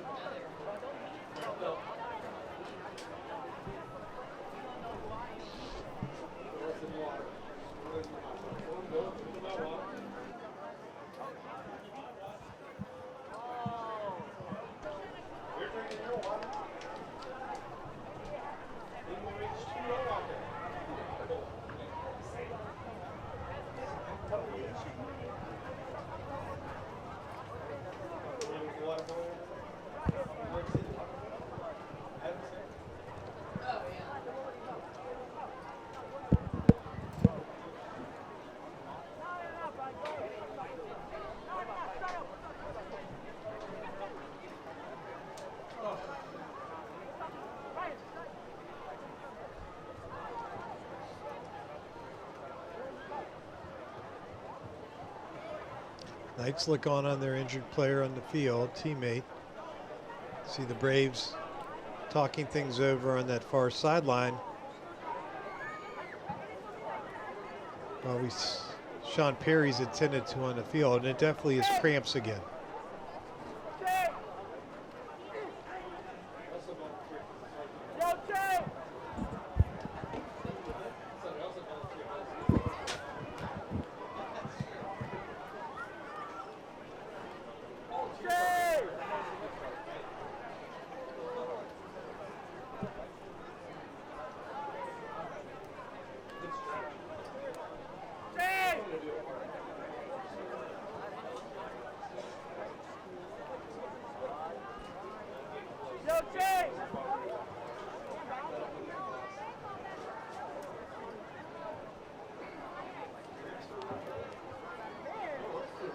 Perry's getting to his feet.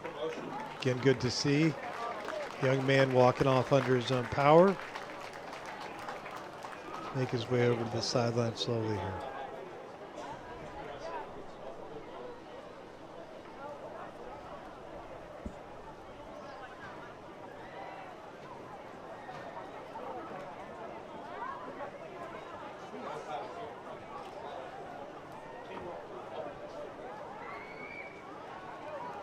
There comes the Braves offense. Sitchell at quarterback. He's got two wide receivers far side, one near side. Picton in the backfield. And they're going to keep it on the ground with Picton. Nice run there by Picton to pick up 5 or so yards. They're close to again to another first down. Yeah, just keep that clock rolling, take it all the way into the third quarter if they can. And no cause to pass, risk a turnover. Just manage the clock at this point.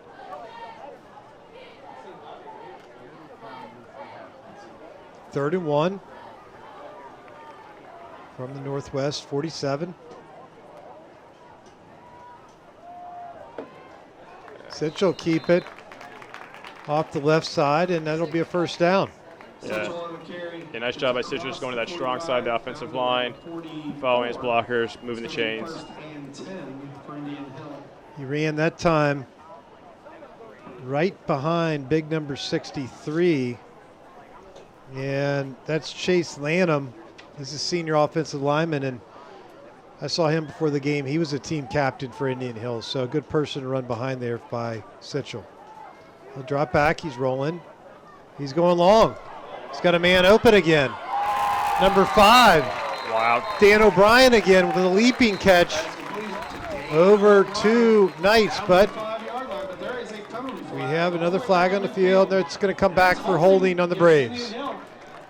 Man, I mean, really nice play. Sitchell is really comfortable in that slight rollout. Just nice concentration by Daniel O'Brien on that catch, but a bit of a hold on that right hand side.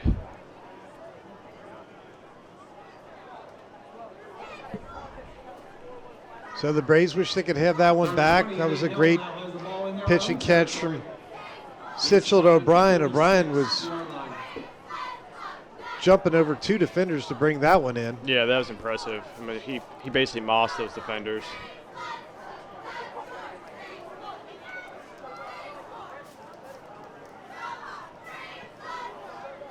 Got 2 minutes left in the third. Second down, and it's a long second down for Indian Hill. Officials figured out the ball spotting, and we're going live here.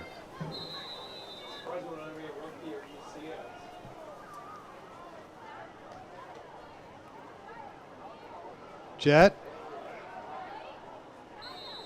That was to Charlie Rogers. Around the right side on the jet sweep, and that's going to bring up a second and long for the Braves. He may have picked up 3 yards on that play. Second and 17. But the Braves continue to mix it up. I thought that we would see Picton left, Picton right, and they've decided they're going to run their offense. Yeah, a little bit of a... Sitchell, dangerous throw that time. He was looking for Rogers on the far side, and that's broken up. Nice defensive play by Jacob Davies on Yeah, the pass breakup. Yep, Jacob Davies did a great job just reading that pass, coming in there. Almost came up with it, yeah. Very close to an interception, and Sitchell got lucky on that pass. Yeah, some of his passes have been a little bit underthrown. Just needs a little more air under the ball. Give his receivers a chance.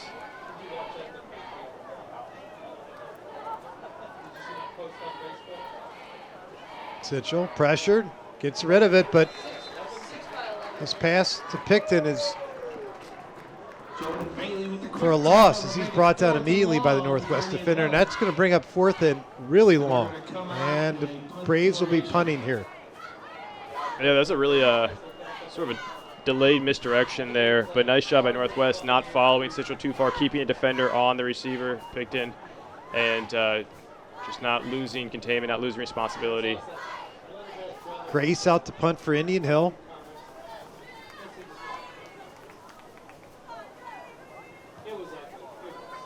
Very high kick. that Kelly's going to let roll out of bounds, and Northwest will take over 1st and 10 at about the 15-yard line here with less than a minute left in the third quarter. Indian Hills up 28-7 on Northwest here at Northwest Field.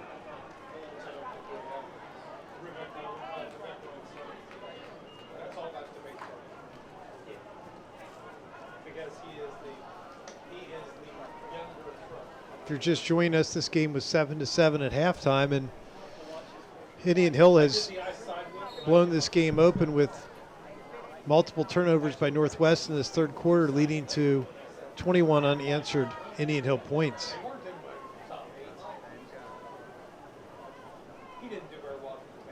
Lilly has Hill behind him. Brings Jones in motion. Ball on the ground again. And this time it's to Indian Hill, and we've seen that multiple times in the first half, where just low snaps or drop snaps, and this time it just goes against Northwest. And again, Indian Hills capitalizes on turnover in really good territory. That's Logan Bass, number 61, that jumped on the ball, and again, Indian Hills can have great field position there. Yeah, every time you think Northwest has a chance to maybe get back in this game, their defense just got to stop, try, get their offense on the field, try and get something going, try and get back in this game, make it competitive. Just, shooting yourself in the foot, set yourself back. Now the Indian Hill offense will come out in the red zone here already. Northwest running a man on.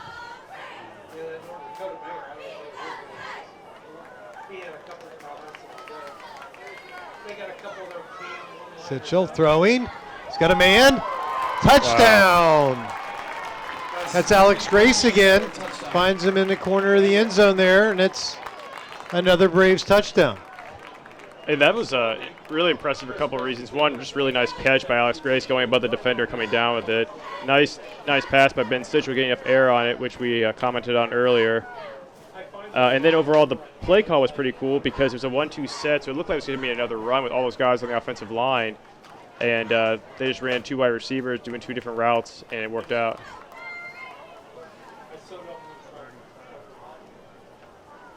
So Grace, who just caught our touchdown, is now going to be kicking the extra point. He's been a busy man tonight. He just gets all the points. And he's good again. So Indian Hill tacks on another touchdown here. We have 50 seconds left in the third quarter. It's 35 Indian Hill, Northwest 7. And Indian Hill in the third quarter has kept their playbook open. Sitchell hits Grace in the corner for the touchdown. Support the Marching Knights, September 9th at the Kings Band Invitational.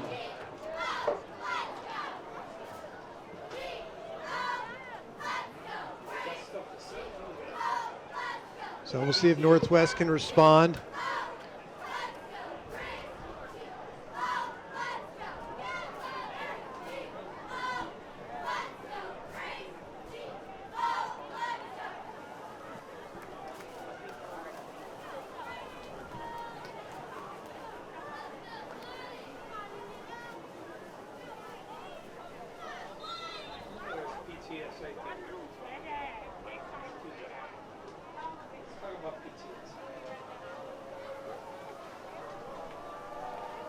Kelly will kick it off.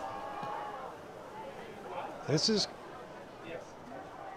going to be a touchback. And that's another touchback. It'll be 1st and 10 for your Knights at the 20-yard line. Marquise Andrews, number 7 for Northwest, is itching to return one, and Kelly's kicks have all been in the end zone. He's got a huge leg.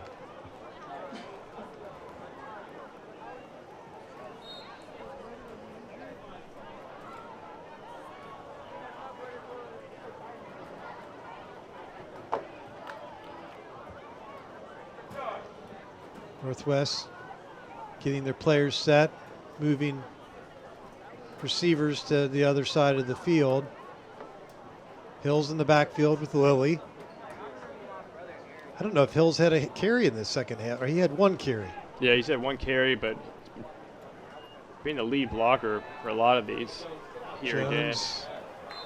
Jones around the left side on the jet again, and it's a very short game that time.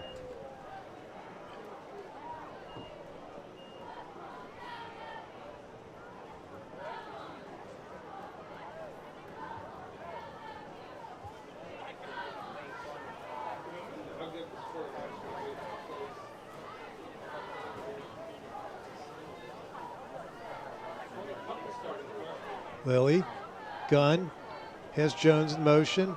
Give it to Hill.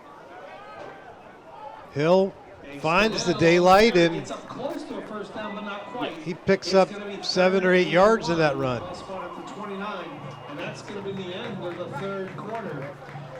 Great run by Hill in the third quarter for Northwest, but that quarter was all Indian Hill. And they're up 35-7 on Northwest at the end of 3. We'll start 4 when we come back. The National PTA has been helping children for over 100 years. Your dues will help statewide and national efforts to improve the health, safety, welfare, and education of every child. A special reminder to seniors, you must be a member by December 31st to be eligible for the PTSA scholarships that will be awarded in the spring. Make sure you stop by the office and pick up a membership form and join the PTSA.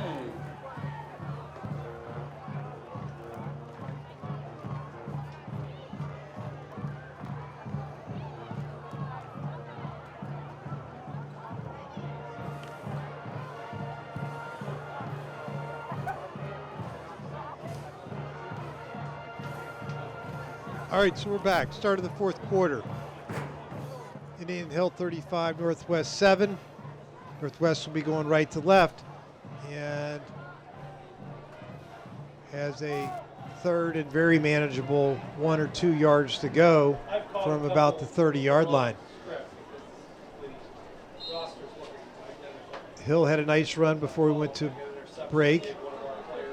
He's got the ball again. He lost his helmet and he keeps going. I think that play is blown dead once your helmet falls off. That's a dangerous play.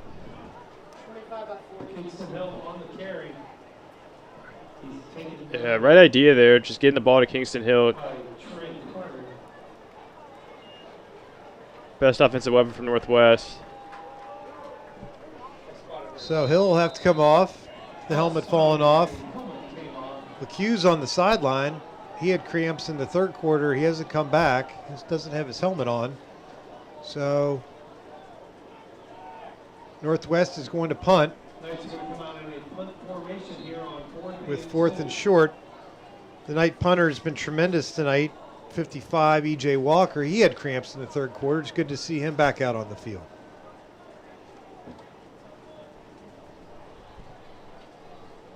Northwest will run a guy in again. That looked like Andrews checking in on punt protection. Another Knight's going to run on. Yeah, it looks like he's got a Jordan Bailey this time running on. Can't you guys count to 11? So the Knights, I think, have 11 on the field now. They had 9. But we got a number, and it's another high snap. What a catch by the punter, 55. We've had a lot of high Walker. We've had a lot of high snaps tonight. We've seen him jump, and that time we saw him jump and snag it with one arm. That's pretty incredible.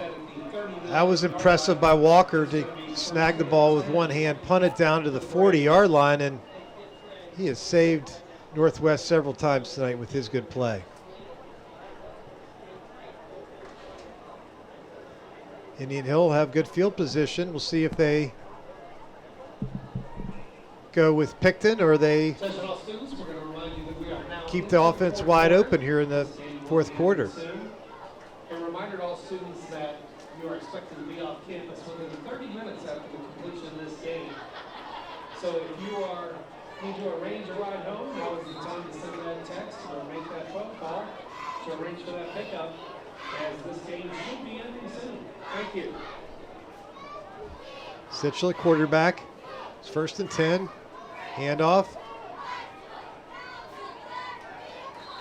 And I think they're giving Picton a rest. That may be Riggs, 20 on the carry. And that was a nice carry by him for about 5 or 6 yards. And we have another injury on the field. Northwestern player down. I believe it was. I believe that was 61. 81. Brandon Harden, his senior defensive lineman, is down. Again, we don't like to see that. This does not appear to be cramps this time. He went down pretty hard on his knees and then pulled the guy down on the top. I'm not sure what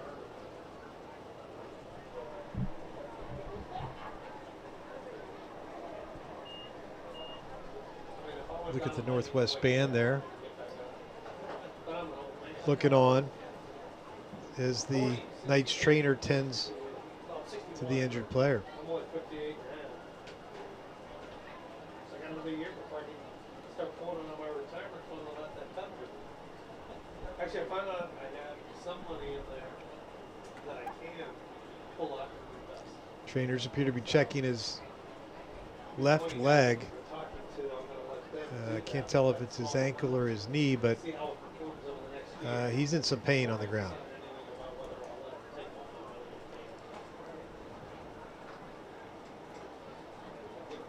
If I give him a small chunk, they earn better than my 401k. Yeah, it looks like he landed, fell on his knees, and then when tackling the defender, defenders kind of rolled on top of it as well. So Harden's up. Again, it's good to see. He still appears to be in some pain, and I think they're going to help him off the field, assist him.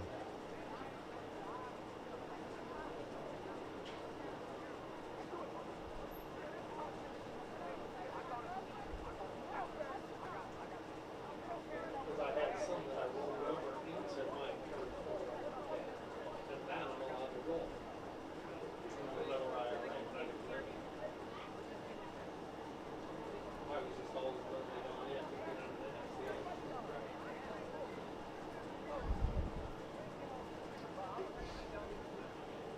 You know, Northwest players looking on, so and it looks like they're going to carry him off. I don't think he can walk off under his own power, unfortunately. yes, that's I'm gonna have to report it. I won't be home. This is the big Ohio Community Theater Association conferences that weekend. It's over at Eastgate, so it's not crazy. But the first night they're doing $100,000 pyramid kind of game. They have people that are celebrities from the 8 regions. So I'm the celebrity from the Southwest for playing pyramid. And you have to dress like a celebrity from the 50s or 60s. So I'm dressing like my favorite 60s celebrity. Who's that? Patrick. Refs are trying to get the players back out. It looks pretty good. I don't totally like the cowl, but for $100 I'm not going to 10 minutes left in this fourth quarter at Northwest High School. Indian Hill, they'll start 45-yard line. It's going to be second and short after a nice run by Riggs.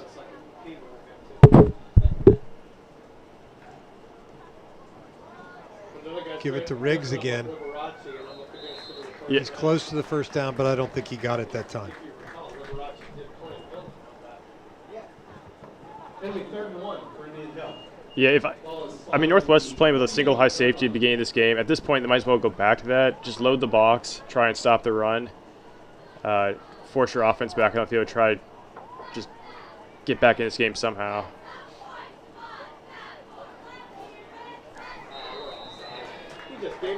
And I think Sitchell got him that time with the hard count. Yep, got him, and that's going to be a first down. Right defensive end for Northwest jumped in the neutral zone, and that'll be an easy 5 yards and an easy first down for Indian Hill Braves.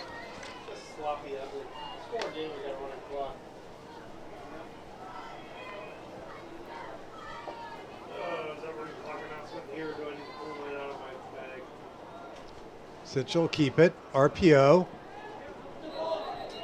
Yeah, that was a Another drop by Noah Frazier. We've seen that a couple times this game. Just that RPO, just not on the same page this game on that. And I really don't understand why you would throw it there. I mean, maybe just trying to get more practice in that play. It's such a large lead. But at this point, I would just continue running the ball. He's been effective.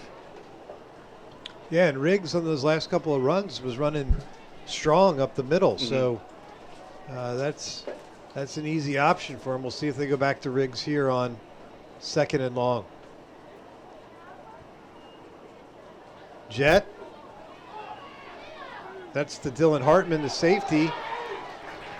And he's going to pick up a first down and more. He got 15 or so on that run down the near side of the field. Yeah, really nice little jet sweep there on the right-hand side. Breaking a few tackles, get those extra yards, get the first down.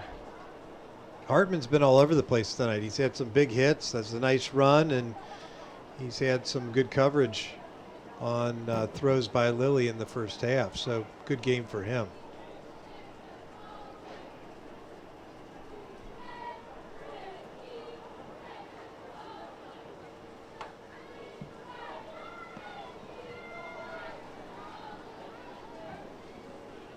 Clock is running, 9 minutes left, 4th quarter. Sitchell keeps. RPO again. This time it was complete for a short gain to Noah Frazier on the near sideline. 3 yards.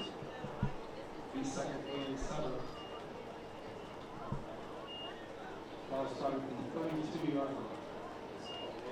It's going to be 2nd and called 7 from the 32.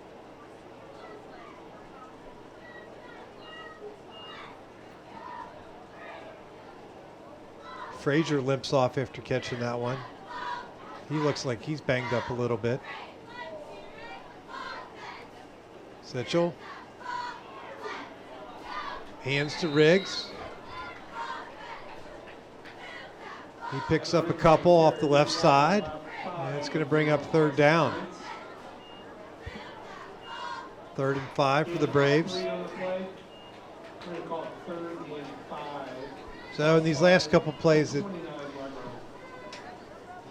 seems they're getting a little bit more conservative with Riggs. Yeah, it seems like they're just going to just basic runs right now, and they're doing good. They're picking up, good chunks of yards and just keeping the drive going, which is what you want. Staying inbounds is key.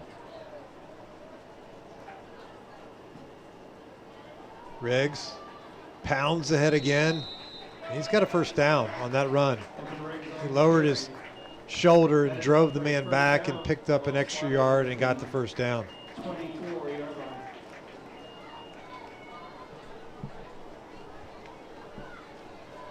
Another Knight come off. Looks a little dinged up. That's DeAndre Payne, a senior defensive lineman. He looks like he's okay, but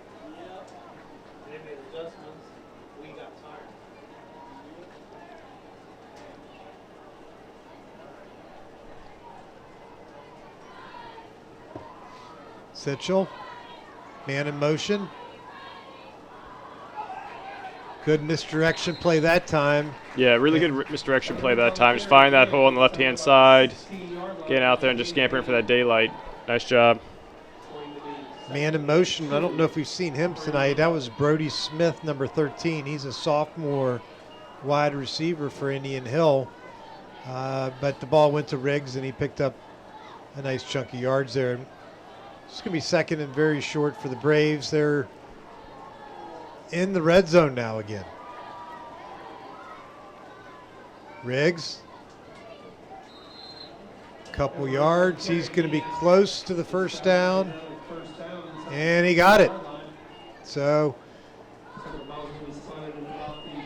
we'll have first and 10 from the 12.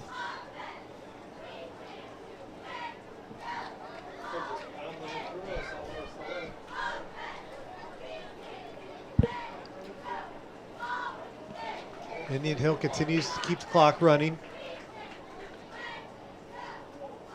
And Riggs straight ahead. Oh, that time number 11 brought him down pretty quickly, so it's good stop there by Northwest. That was Bailey, 11, as you said, and he was helped off with the cramps earlier in this half, but good to see him back and making another good play. He's made several, including one from his linebacker spot in coverage in the first half. Impressive play. Yeah, it's that good time. to see effort like that, especially with a blowout like this. Sitchell just keeps it with Riggs, pounded ahead. Evan Riggs down inside the 5. It's going to be first and That goal. is first and goal for the Braves. He was close to a touchdown, but stopped just short.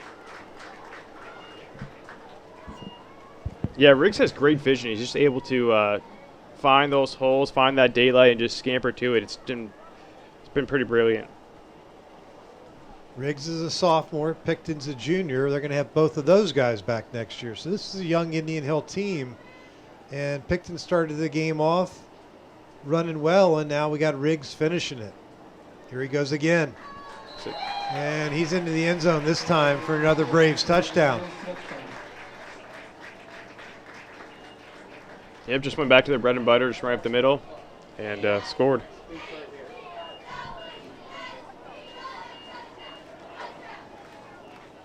So Riggs in, and now another extra point attempt for Mr. Grace, who's been perfect on the night. Hope I didn't just jinx him.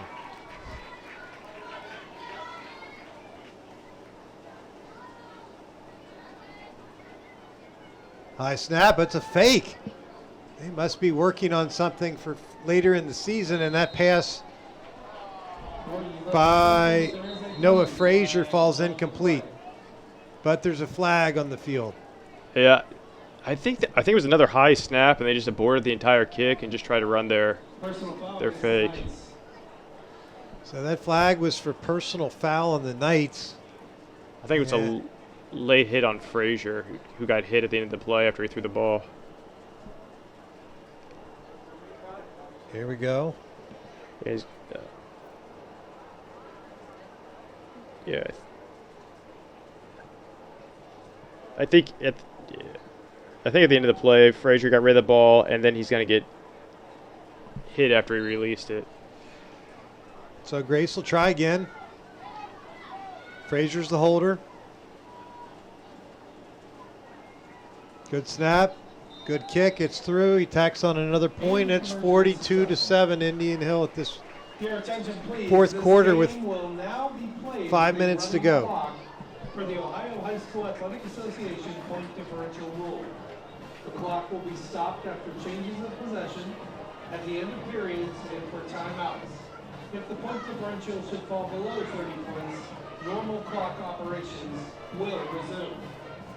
And attention all students, with us now being in a running clock situation, this game will end very soon. If you have not sent the text or made the call for your pickup, now is the time to do that. All students are expected to be off campus within 30 minutes after the conclusion of this game. Thank you. So Northwest back to receive a kickoff again.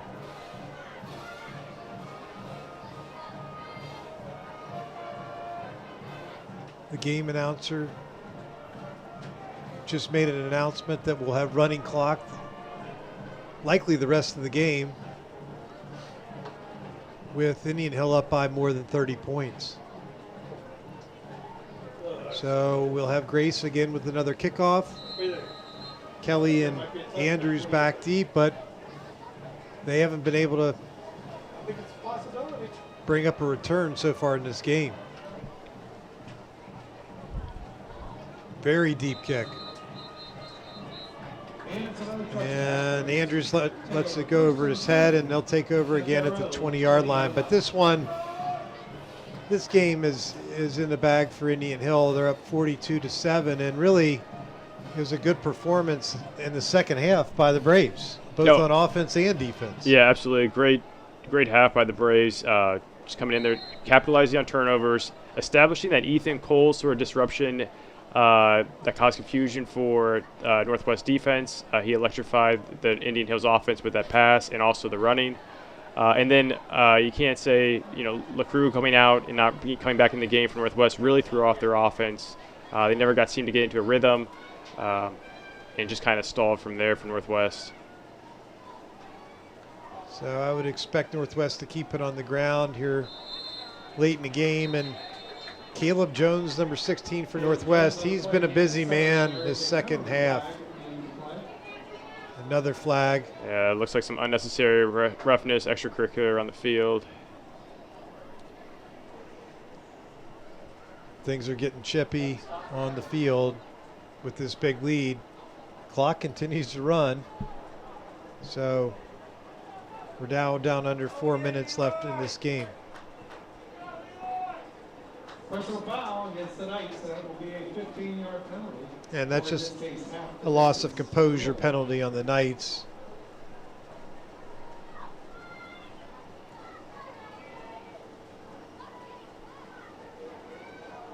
On spot at the 14-yard line.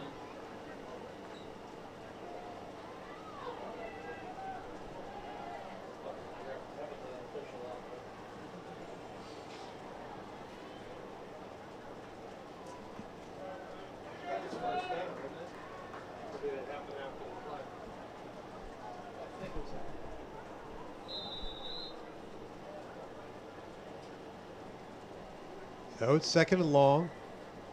Northwest backed up in their own territory. Another fumble. Fumble on the exchange.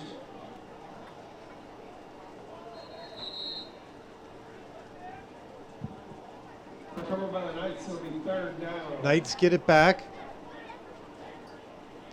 They've had a lot of quarterback ball carrier exchange problems tonight. Yeah, they've absolutely, especially with an option like offense that they have. It's crucial not to have those, but they've been having a lot of either exchange between the quarterback and the running back, exchange between the snapper and the quarterback. Just the simple things are hard tonight for Northwest. And Lilly, their quarterback, is a true freshman and not much experience, and so this is definitely a good learning opportunity for him tonight, and I'm sure Northwest will work on that this weekend as the season goes along. Here's Jones. Nice moves, and it looked like there was a face mask as well, and that's going to add extra yards onto that tough run by Jones. Mm-hmm. And like you said, a lot of young players on this Northwest team, especially quarterback, so he's only going to get better with time. See Jones bouncing, breaking tackles, and I think that was the face mask. I think that was a bit of a generous flag there for Northwest.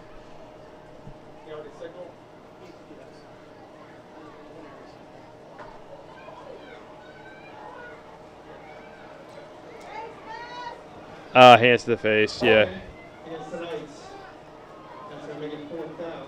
So it's fourth down. The refs also called holding on the Knights on that play, and it's going to bring out the star of the game for Northwest tonight, E.J. Walker. Tremendous athlete at the punter position for Northwest. Made several leaping one-hand grabs and has been crushing the ball all night long. Yeah, he's been doing a great job. Has an iron leg even despite the cramps.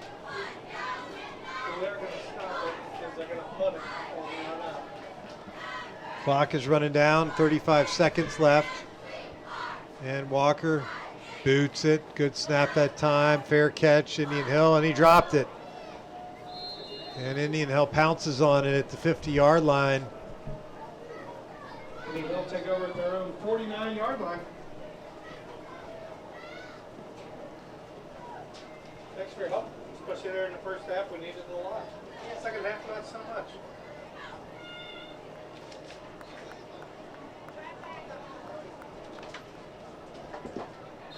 So, Chris, as this one winds down, it's been a pleasure working with you tonight. Yeah, you as well. It's been fun. I enjoyed it. I had my spotter, Ivan Giles, with me. He did a great job calling out the players' numbers to help us out here in the booth. And Absolutely. I'd like to thank the Northwest announcing crew for their hospitality here in the booth. And that'll be the end of the ball game. And Indian Hill Thank you for attending this evening's With a dominant second half performance, they'll win 42-7 over Northwest in week 2 of this high school football season. From the booth, Chris Mead and Brian Giles signing off. Have a good rest of your weekend.